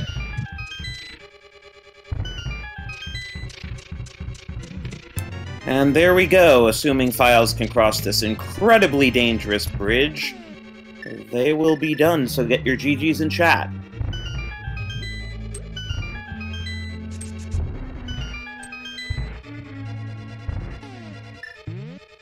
And Files finishes with an official SRL time of 1 hour, 36 minutes, and 10 seconds. Good for 4th place. GG. Yeah, GG to him. That's kind of impressive that, like, we had those first 3 finishers and then a 7-minute gap and Files was 4th. Especially in a scene like this, that's a pretty good time, and it's pretty tight for the top 5 finishers. Matt 78.98 finishing 5th place. Time of 1 hour 36 minutes and 57 seconds. And Beamow just raided Moldorm's last possession and was probably hoping for silvers, but we know they're elsewhere. And is having a really tough time with the bumpers in that hellway.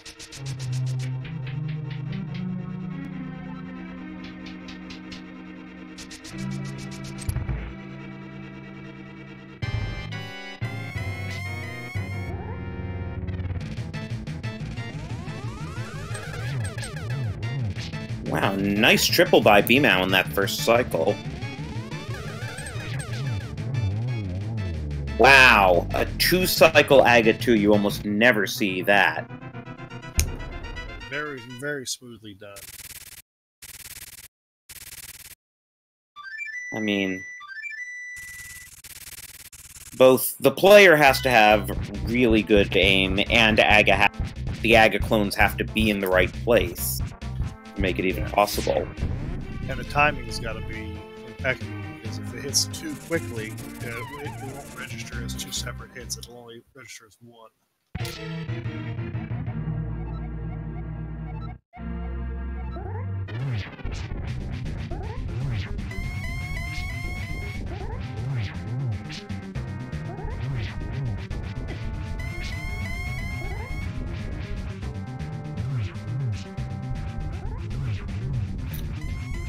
Okay, let's see about getting Files in here for an interview.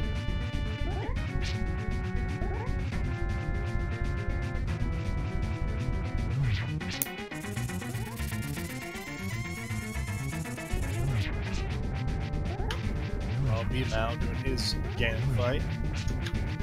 Gonna be a little bit different this time, a little more intense. No silver arrows to finish off the big man. Yeah, it'll take 24 spin attacks on phase 4. Luckily, with half magic, it makes life a lot easier.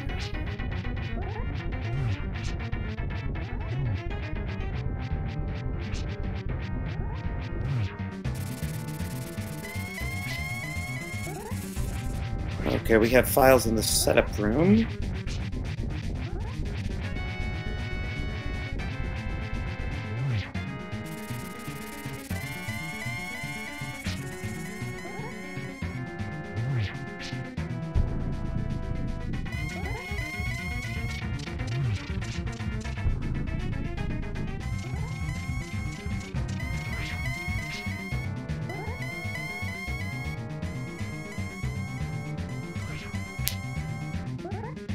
And we have Files here with us. GG. GG. So I have to say, I liked your running commentary on the screen there. Yeah. I enjoyed yet another game of Legend of Zelda: The Quest for the Ice Rod. Well, you know, it's hardly the first time the Ice Rod has been sitting right before a Trinex. No, I was thinking the whole time, once I found Samaria boots locked, like hookshot and boots were really the key to the seed. And once I saw that, what I should have done is I should have ran up to Turtle Rock, and if Quake had been the Turtle Rock medallion entrance, which it was, I just should have assumed that Ice Rod was in there based on the logic. But I had to clear Death Mountain like a complete schlub, except for Spiral Cave. As it was, you only took a single trip up Death Mountain, so anytime you can do that, that's a pretty good seed. Yeah, that always feels nice. Yeah, that routing ended up working out real well for me. Yeah, I definitely saved my routing was relatively thorough, although I got pretty lucky this particular seed. I skipped a few key locations just on a gamble, and they ended up paying off. Like, I didn't turn in the purple chest. I didn't do Spiral Cave. I saw that shovel, and I was like, nope, I ain't going back there. Digging's for manual labor. I'm sweating just thinking about it. And you found the flute early enough to do the mire checks, which turned out to be a big time saver, because some of our runners, even with the powder and the hammer, never checked magic bat. Oh wow, yeah. I mean, I guess my late or my routing ended up taking me right past all that. It was pretty convenient. Although I feel sorry for anybody that did the mire checks late, because I do not know where that last sword upgrade was. One of them was on the pedestal, ironically enough, but the silvers and the sword upgrade in the mire shed were a very nice find. It's on, actually on Pyramid was the rebel. Oh, it was. So I could have flown to the pyramid, jumped down, and picked up a weapon that would have saved me a minute or two on Ganon, because I'm bad. Yeah, but the silvers are a lot more key anyway. True. Very true. As we're watching me now doing his silverless Master Sword Ganon fight, doing pretty good at it, but it is a tedious thing to pull off. Yeah, I was definitely. Oh, and there we go. Bmao just got that 24th hit, so GG's in chat for Bmao. Nice. Who will finish here with an official SRL time of 1 hour, 42 minutes, and 55 seconds. Good for 13th place. So, just to give the rundown here, that was a really fast rundown. Goomba 90 and 7th at an hour 40:12. BBB Kermit. Yeah, we just had a whole slew of runners between an hour 42 and an hour 43, so very quickly, all within a minute of each other, 8th through 13th, BBB Kermit, Dark Kobold, Cassidy Moan, Maximum Barnage, Nitorific, and our own Bmao.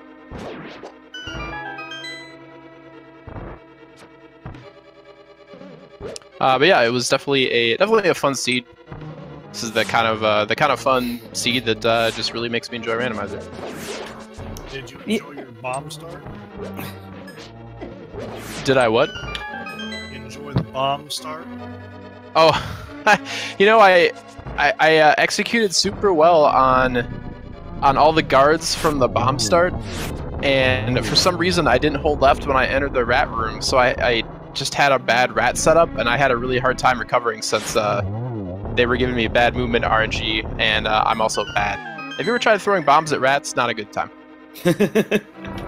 I'm surprised your collection rate is as high as 155, because you didn't go into Mire.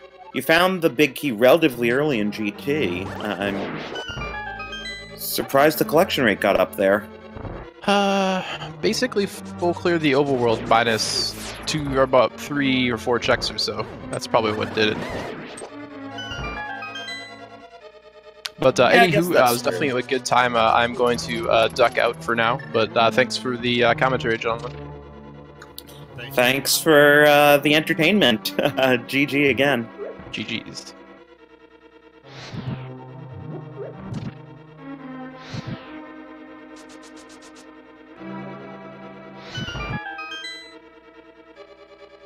Hopefully we can get Bmao in here. Meanwhile, it looks like the old man's finishing up his climb to the Ganos Tower. Let's see if enemy head into it. Hopefully, making some time.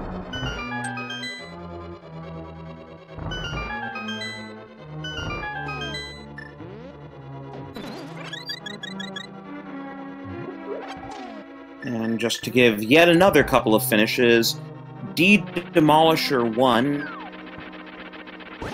finished in 3:02, and Eddie finished at 1:44.26. We have 10 runners still playing, and 2 forfeits, unfortunately.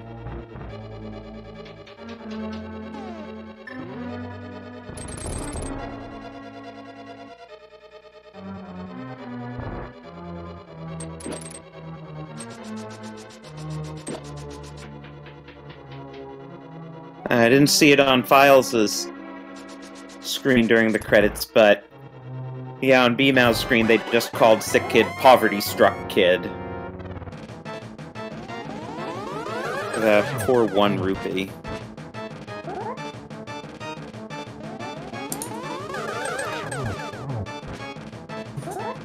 And we have BMAO in here, GG. GG's. So, first of all, that was an awesome hover around the normal bomb jump location in Ice Palace. Yeah, I can't really bomb jump to save my life. Like, if I have to, I'll do it, but I almost mess it up every single time, so I can hover instead for some reason. Yeah, so few people could hover that. A lot of people deal with their bomb jumping by learning how to hover. It's perfectly natural. So, have to ask, with 2020 hindsight, did you ever consider checking Magic Bat after you got the powder? Well, okay, so I was going to. At one point in time, I was like, okay, I'll route it in if I have to go get the dwarf and all that. I'll do it all in one fell swoop. But everything kept leading me completely away from there. So I was like, oh, if I have to come back there, I'll do it. So I was like, all right. Once the last item I needed was the bow. It was like once I needed that, I was like, I'm gonna go right into Skullwoods, because that's normally where it ends up putting it to troll the daylights out of me. And surely enough, got the bow, and I didn't even think twice after that to go check back. Yeah. What was there? The good flute. old silver arrows. Well, Oh, the flute led to the silver arrows. right, because Meyer's Shed contained both the silver arrows and the other sword upgrade. Oh, okay. That is terrible. So yeah, you might have saved. I mean, either you would have gotten tempered, or you would have saved yourself the pyramid check. Yeah, I probably would have saved the pyramid check out of in the end there, because I probably wouldn't have gone for the big bomb at that point. Yeah, out of our restreamers, only one got the tempered sword upgrade. Oh, really? Though 2 got the silver arrows, but yeah, only one of those 2 then went to pyramid anyway, while looking for the bow, in fact. Okay. And speaking of which, GG to Old Man Sunshine, who has just finished off Ganon with the aforementioned Temper Sword. Temper sword and silver arrows. How the game is meant to be played. Made it look easy. But And we all appreciated finished- watching your Master Sword Silverless strategies. Very, very smoothly done. I was panicking super hard. Just to give you the time here, Old Man Sunshine was 17th at 149.23, with Signums just edging him out at 149.02.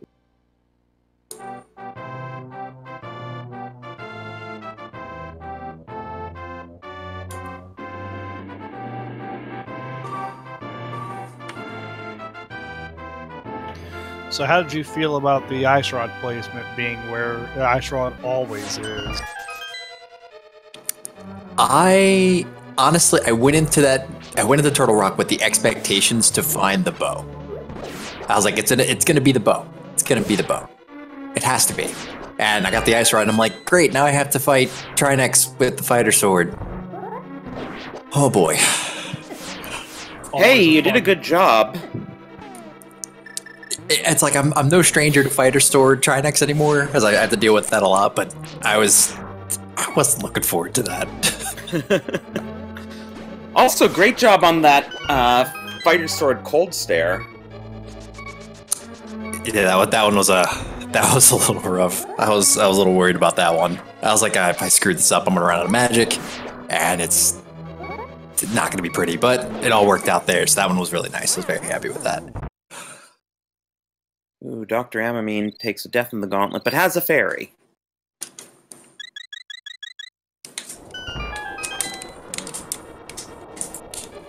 And we also have Old Man Sunshine here in the waiting room, so maybe we can get the two of you to compare notes.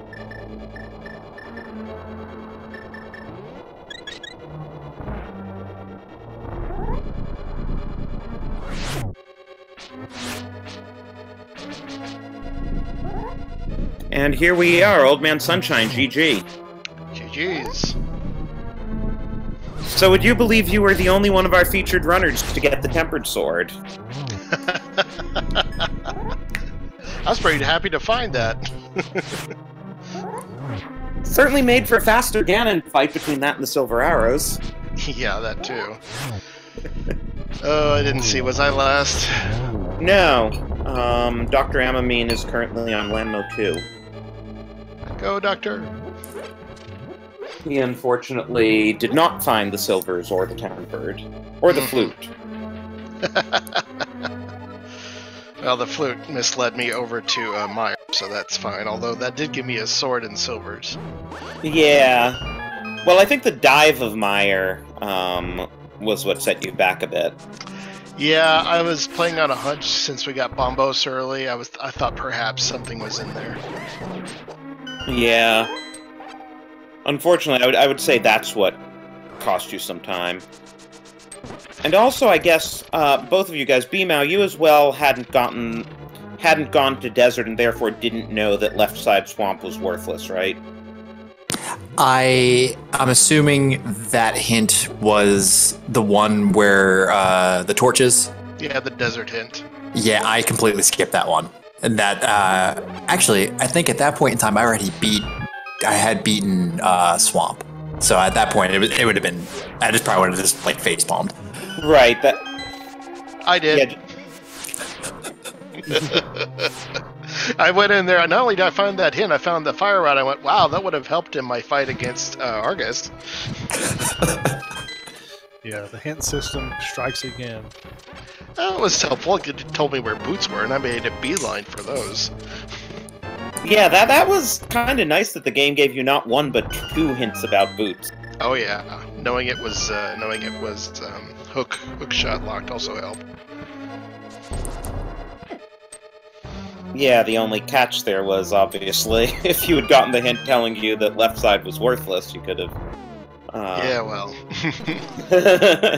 And if I'd checked Skull Woods earlier, I would have had Bow. So, anyway... I know the feeling. I know the feeling. I don't think I had any other location left. I think I last locationed that. Did you do Eastern? Yes, I did. I did Pod and Eastern looking for the bow. Okay, I couldn't remember who had gone where. Yeah, I had a lot remaining for the bow, so I was like, it could be anywhere at this point. Yeah. I was just routing as best I could to pick everything up. Ooh, Dr. Amamine taking a second fall to Troll Dorm there. Boo. I honestly... I was gonna say, I was feeling pretty good, but then I hit Bow and Ice Rod to go, and suddenly I didn't know where they were. Oh, by the way, B-Mao, one other thing I wanted to mention. That, two-cycle Aga 2 was pretty incredible. How do you feel about that? I never get that. That's the first time I've ever gotten that. I saw that was possible, and I was like, damn, I could have had that. It's like, there's a triple I missed. Oh, I missed another one. I positioned myself perfect. I was like, this is not happening. Smack, smack, smack. Awesome. Okay, I'll take it. This is good. I'm okay with all of this right now. Very nice. It was a very fast Aga 2. That was the fastest Aga 2 I've ever had. Probably the fastest Aga 2 you can have. Yeah. I was honestly contemplating with Moldorm 2. I was like, if I can't find anything, I'm just gonna hover over it. I don't really feel like dealing with it, but I need a sword or something, and maybe the last chest has it. It didn't. Very, very, very sad about that one. Yeah. It was interesting with 4 featured runners. We, the comms, really got to see where everything is, and So we were also in no mode well before any of the runners got go mode. It opened up really fast. Yeah. Oh, you got it through items at all the runners right off the bat. Exactly. Now, there's a lot of times we've seen all 4 runners in different locations and then backtracking over there, showing what kind of routing was possible. It was such a wide variety. Yep.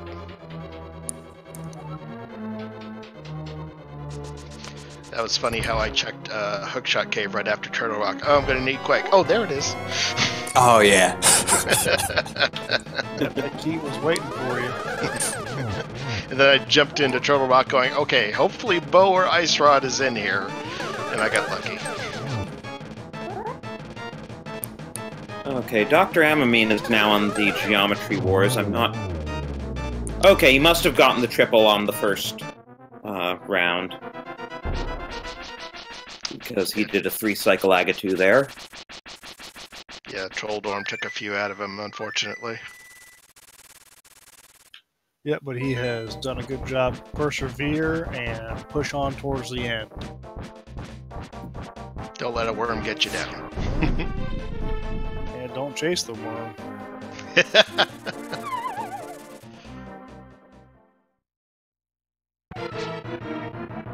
And let's see how we're doing. We have a few other finishers. We have Yukikaze at 151.57, Alex Hacks at 152.02, Zephyr Blaze 152.51, Sanders 316 at 153.07, Lin 154.39, and Jixon in 23rd at 155.19.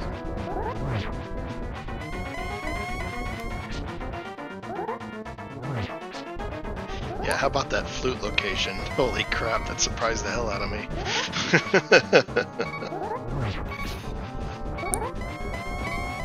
Went to the Bat Cave. Yeah, I better check this spot. Holy crap, there's the flute!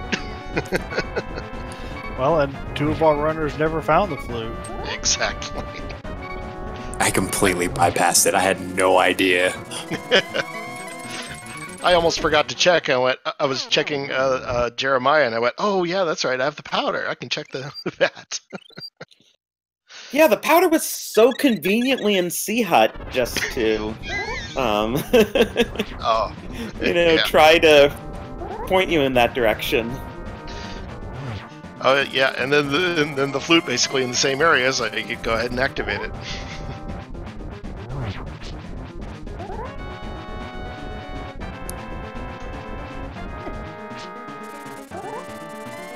Gonna see MS Silverless with Dr. M. I mean, Yeah, he's on it's a struggle. phase 2, but having a bit of trouble on phase 2. Yeah, MS just in general on Ganon is a bit of a slog. Because you have to spin every time. In fairness, I'd be doing worse if I were trying to fight Ganon Master Sword Silverless. Just was one of those things I could never get down. Yeah, I can do it in practice, maybe 1 time in 4. Yeah, that's a really big thing you should practice is MS Silverless Ganon. Yeah, especially in our recently concluded tournament where all these players were playing in expert mode and there was nothing higher than Master Sword. I salute them.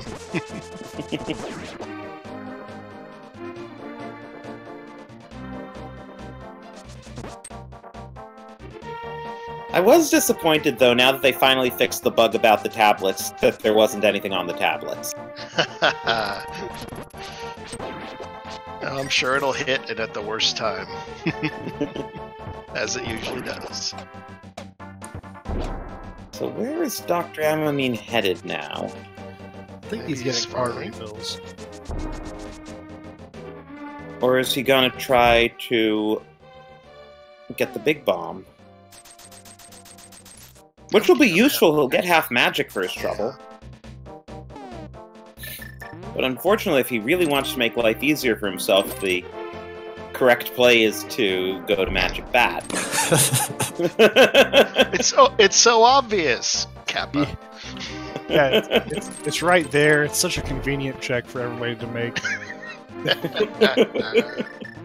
Oh dear. Just mirror and flute to 3, okay? Yes. Oh wait. Yeah, and then follow that all the way to Misery Mire, go to the shed, and pick up your free sword upgrade and silver arrows. It's really just so simple. You just imagine his character just turning around and looking at us going, "Are you nuts?"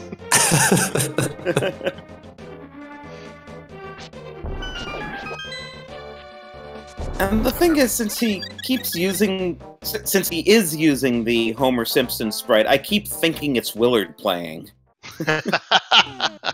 Boom.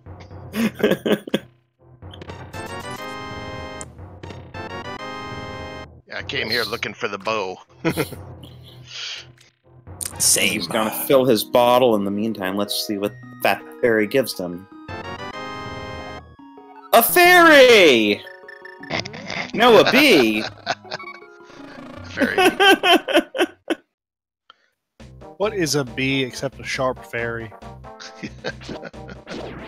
Bees don't work on Ganon, do they? No, but they sure will try. The race at this point is down to Dr. Amamine and Yoinker's wife. Those are our final 2 runners.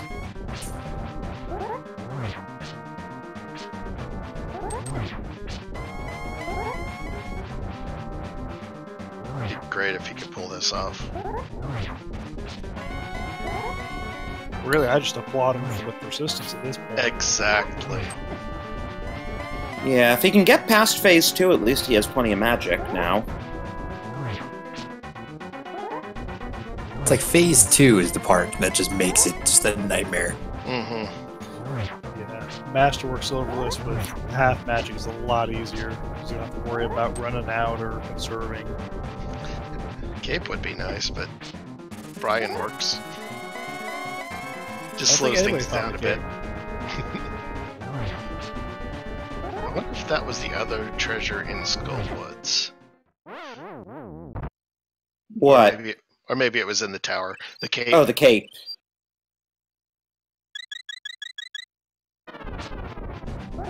Did anyone find the cape? Not that we saw. Okay.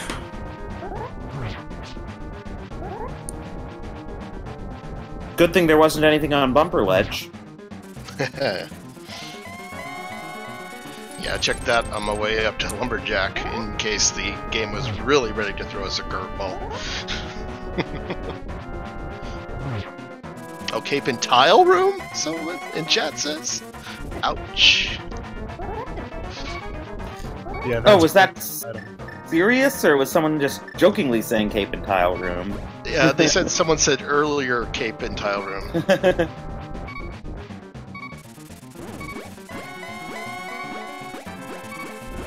Oof, he's feeling the pinch.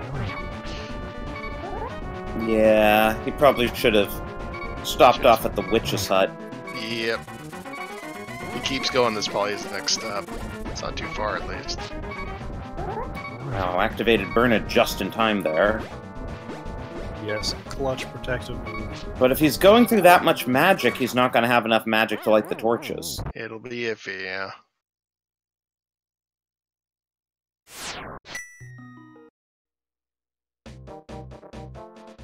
Ah.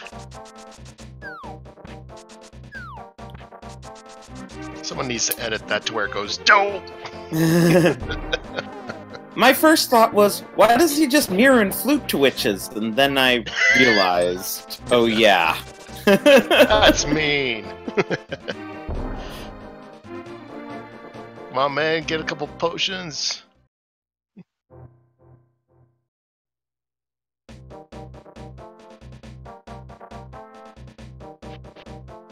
He's going back in. Oh, what? Oh, of course. No?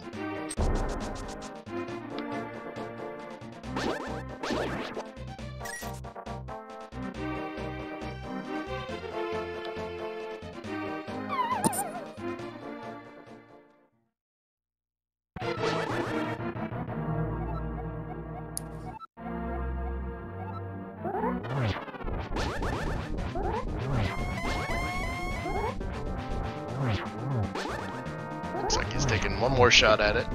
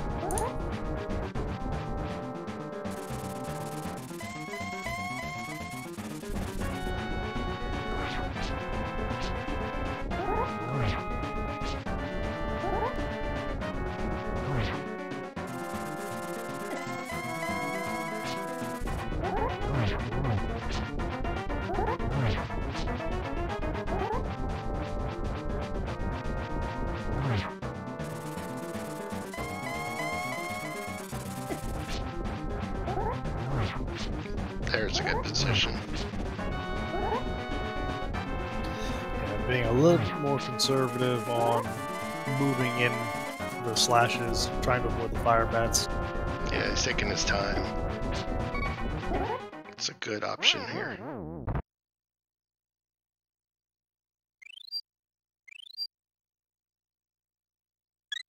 Just to address the discussion in chat, while the Meyer area technically wasn't needed, logic will always require silver arrows. So you did need the flute to access Meyer Shed according to the logic.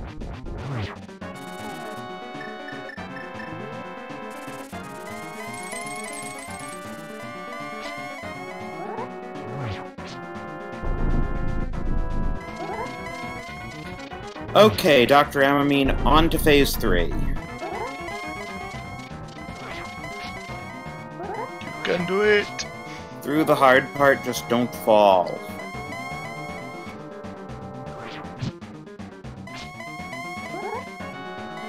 Make sure to get that torch glitch too. Oh yeah, Ganon and his multi-billion teleports.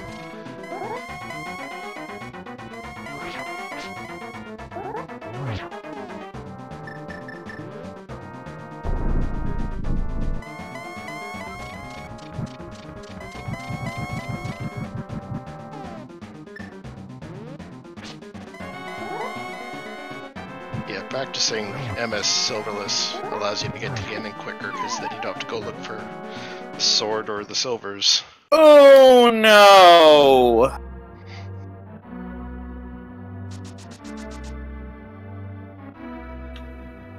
This is a tragic day.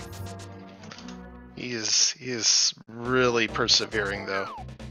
Yeah, but this is definitely at the point where it would have been faster for him to have, you know, gone to Magic Bat. Get a couple bottles.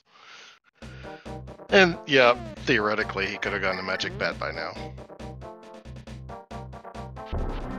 Oh, he certainly could have gone to Magic Bat by now. But yes, even without that, yeah, there's no reason he couldn't have gone to the Witch by now. He has 3 bottles. And plenty of gold. Rupees. Whatever you want to call it. Should be throwing all those bottles in there.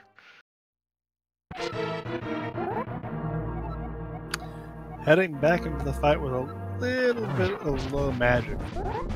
That is true. Yeah, did he realize that? Might not have. That's looking a little dicey. Yeah, I'm not sure it's physically possible. I mean, it is half magic. Maybe if you, like, were perfect with the lamp and got 3 spin attacks in each cycle before the torch burned out.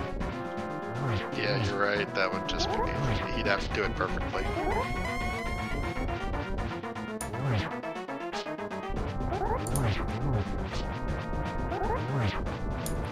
Not sure if he has like 8 or 16 candle lights there. Guess guess it would have to be 16.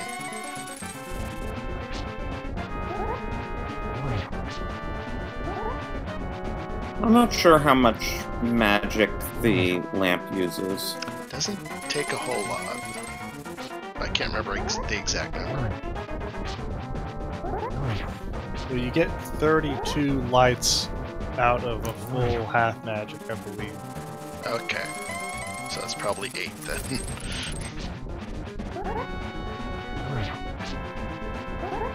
Or less.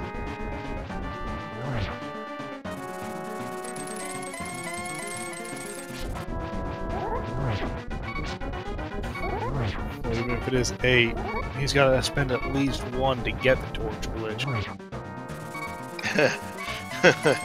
And I like to spam that, so I don't know if he's only going to use 1 getting that torch glitch.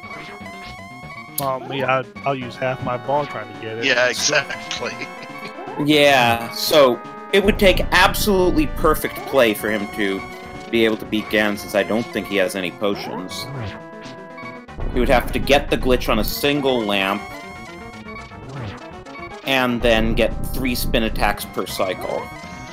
Oh boy.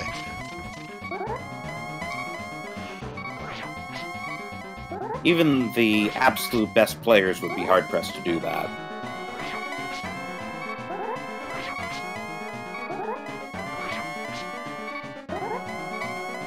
Oh, he's definitely getting some practice in. Has he just not realized where his magic meter is? It is possible. He may be in the heat of the moment, as it were. Yeah, it can be very easy to get your tunnel vision in, not realize that you're low on a resource. I bet he's noticing it now.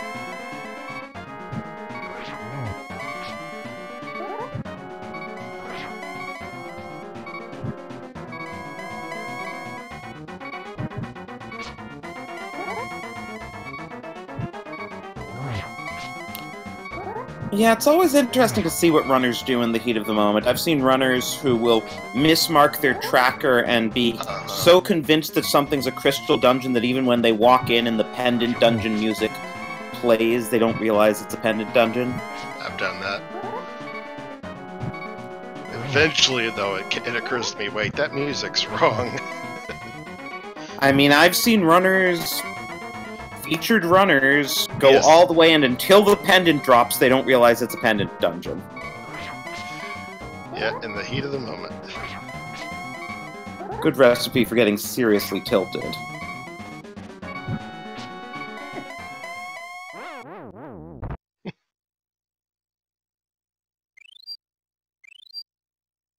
Yeah, he is gonna have to give up and get some more magic if he wants to do that.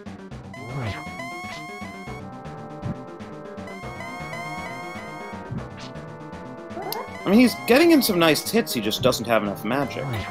Yep, yep.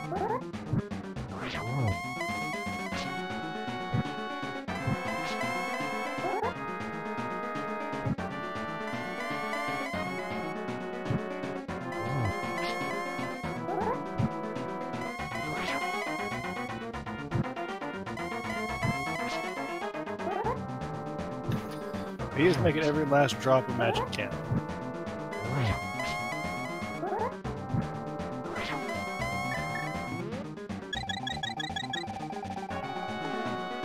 Unfortunately. Oh, he did have a bottle for all that.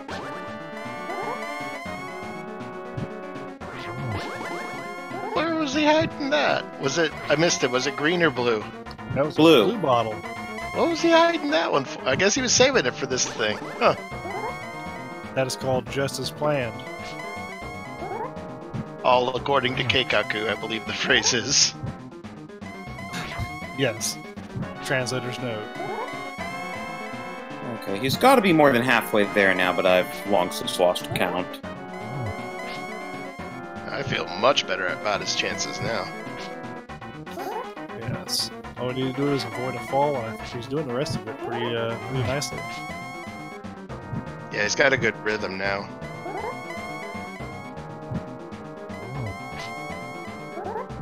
He's got to be around like 16 by now, I think. I think so.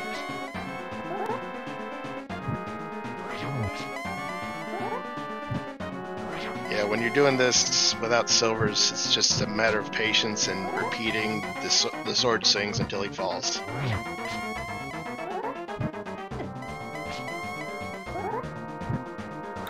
So maybe he's around 20 now?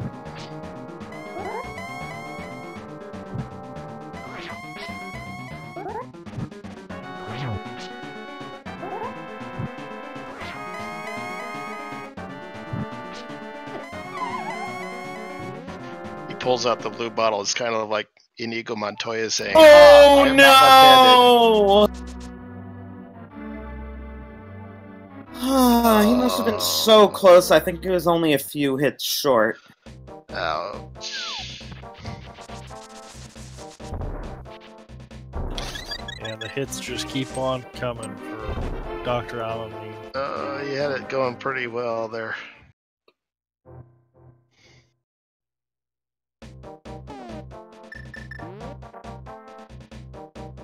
Okay, now you need some magic.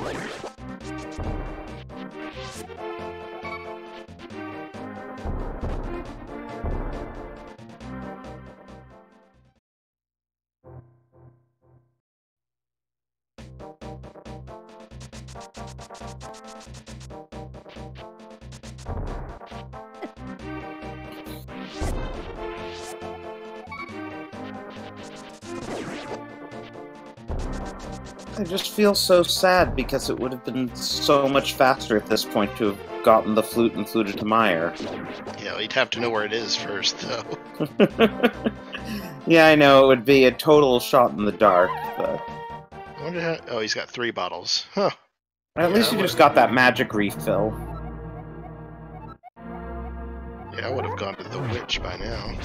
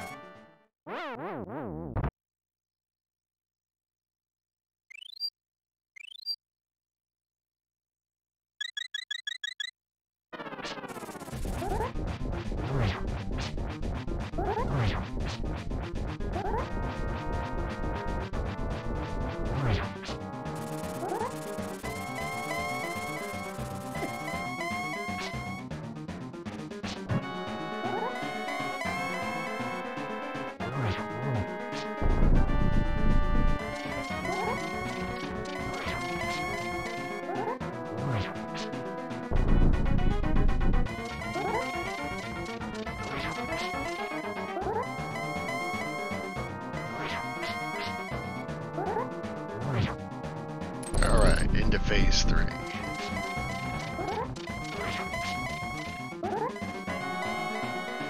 Well, you know they say practice makes perfect, and by the end of this, Dr. Alamine will be able to teach us all how to do this. Dang right.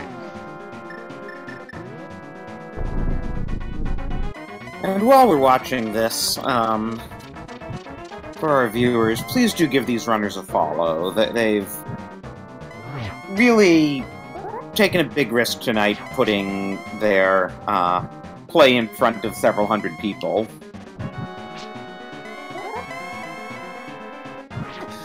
Yeah, not only that, but even a little bit of support can make the difference between having a good time and having a bad time.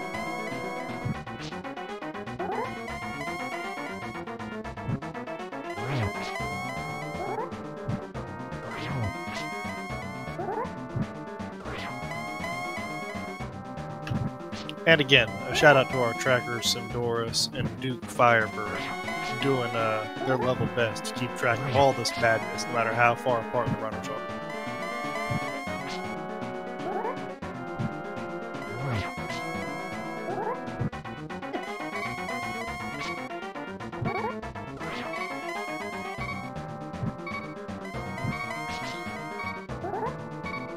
I don't think he has any potions left, does he? I don't think so. No potions, and I believe we used up the ferry.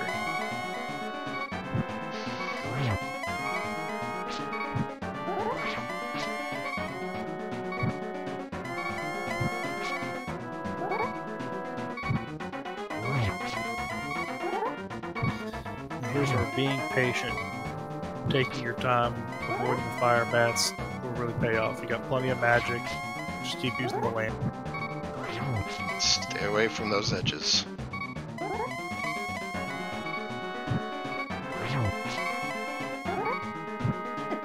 One heart.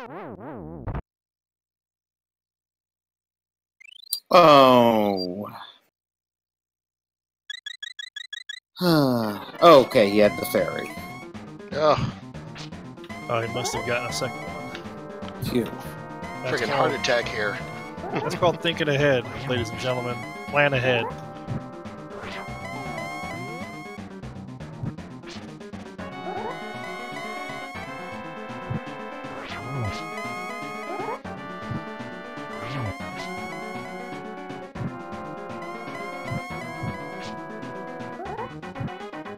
Must be pretty close to halfway at this point.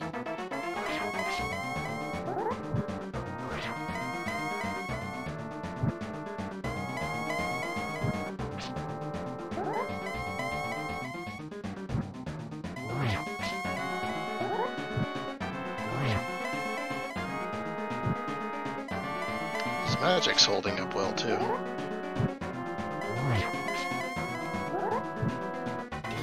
Yeah, he started with above 3/4 of the half magic, which even if he only does one spin slash per use, he should have plenty.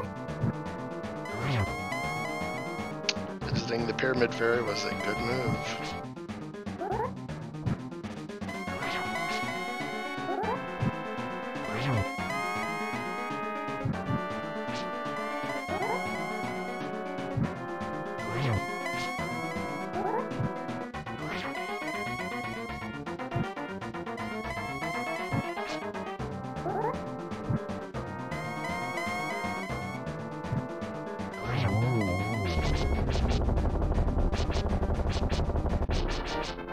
There we go.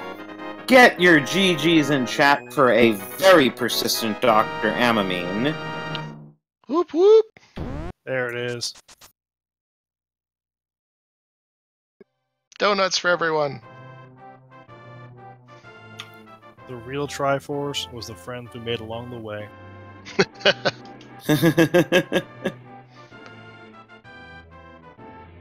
Should have like 3 donuts come up.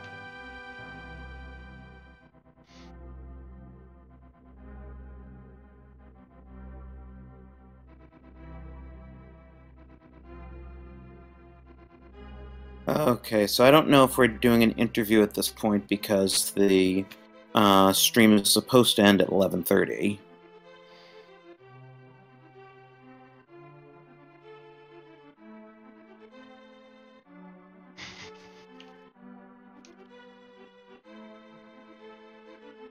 Well, we have Dr. Amamine in the waiting room, so maybe we can do a very quick interview. Let's do it. Let's talk to the persistent guy ourselves.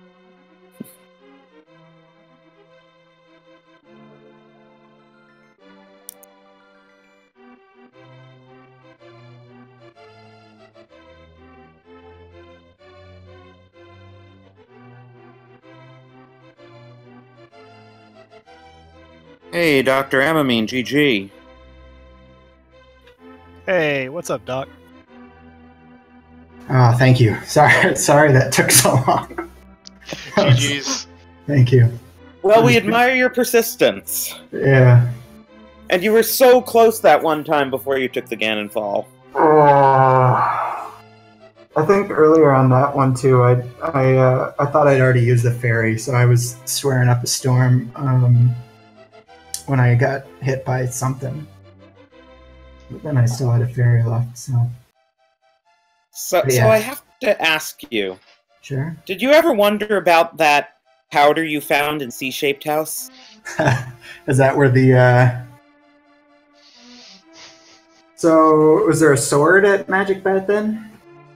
No, there was a flute. Oh. And Meyer's shed had both a sword and silvers. Yeah. Someone else on stream didn't find it either. Well, I was doing all right without him up until Ganon. I clearly need to practice Master Sword Silverless. But It's a tough way to fight Ganon, it really is. yeah, it is. To be honest, it looks like you just got a bunch of practice in. You got pretty good at the end. Yeah. Yeah. Well, that's why I didn't forfeit. I'm like, well, sorry to the people watching this, but I need the practice, and I might as well get it in while I'm here. We were definitely cheering you on.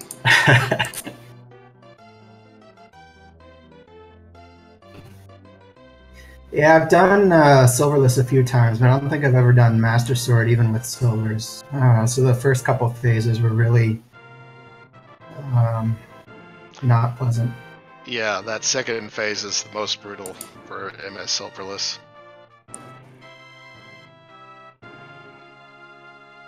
Yeah, and the seed didn't do you any favors with putting a sword upgrade on Ped. Oh, is that what was Did on anybody Ped? else check it, or was I the only one? I didn't check it. And you didn't notice in your closing credits that it was on Ped. Oh no, I checked the ped. No, you did. I was talking okay. to No, I Old wasn't. Man Sunshine.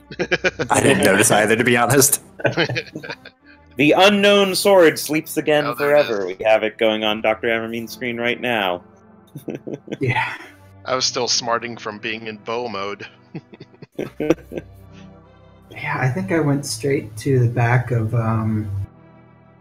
Moth. I wound up dying to him, so I just noped out of there, but I was tempted to go to the back, but I said, no, let's just full clear it, and I was fortunate. Yeah, fortunately, Sahasrara didn't have anything on Green Pendant, so it wasn't like not beating Moth cost you anything. yeah, that's true. I suppose if we knew where all four swords were, there really wasn't anything else that could have been useful. Mushroom? Yeah. Cape was in tile room. I never do tile room unless I have cape. Well, then we have a paradox. Yeah. Well, probably if you did the other 21 checks, you'd... Oh, well, yeah. At that point, I definitely would. But... Oh, man. Yep, we were cheering you all the way through that, and we love your perseverance on that. Thank you for sticking it out.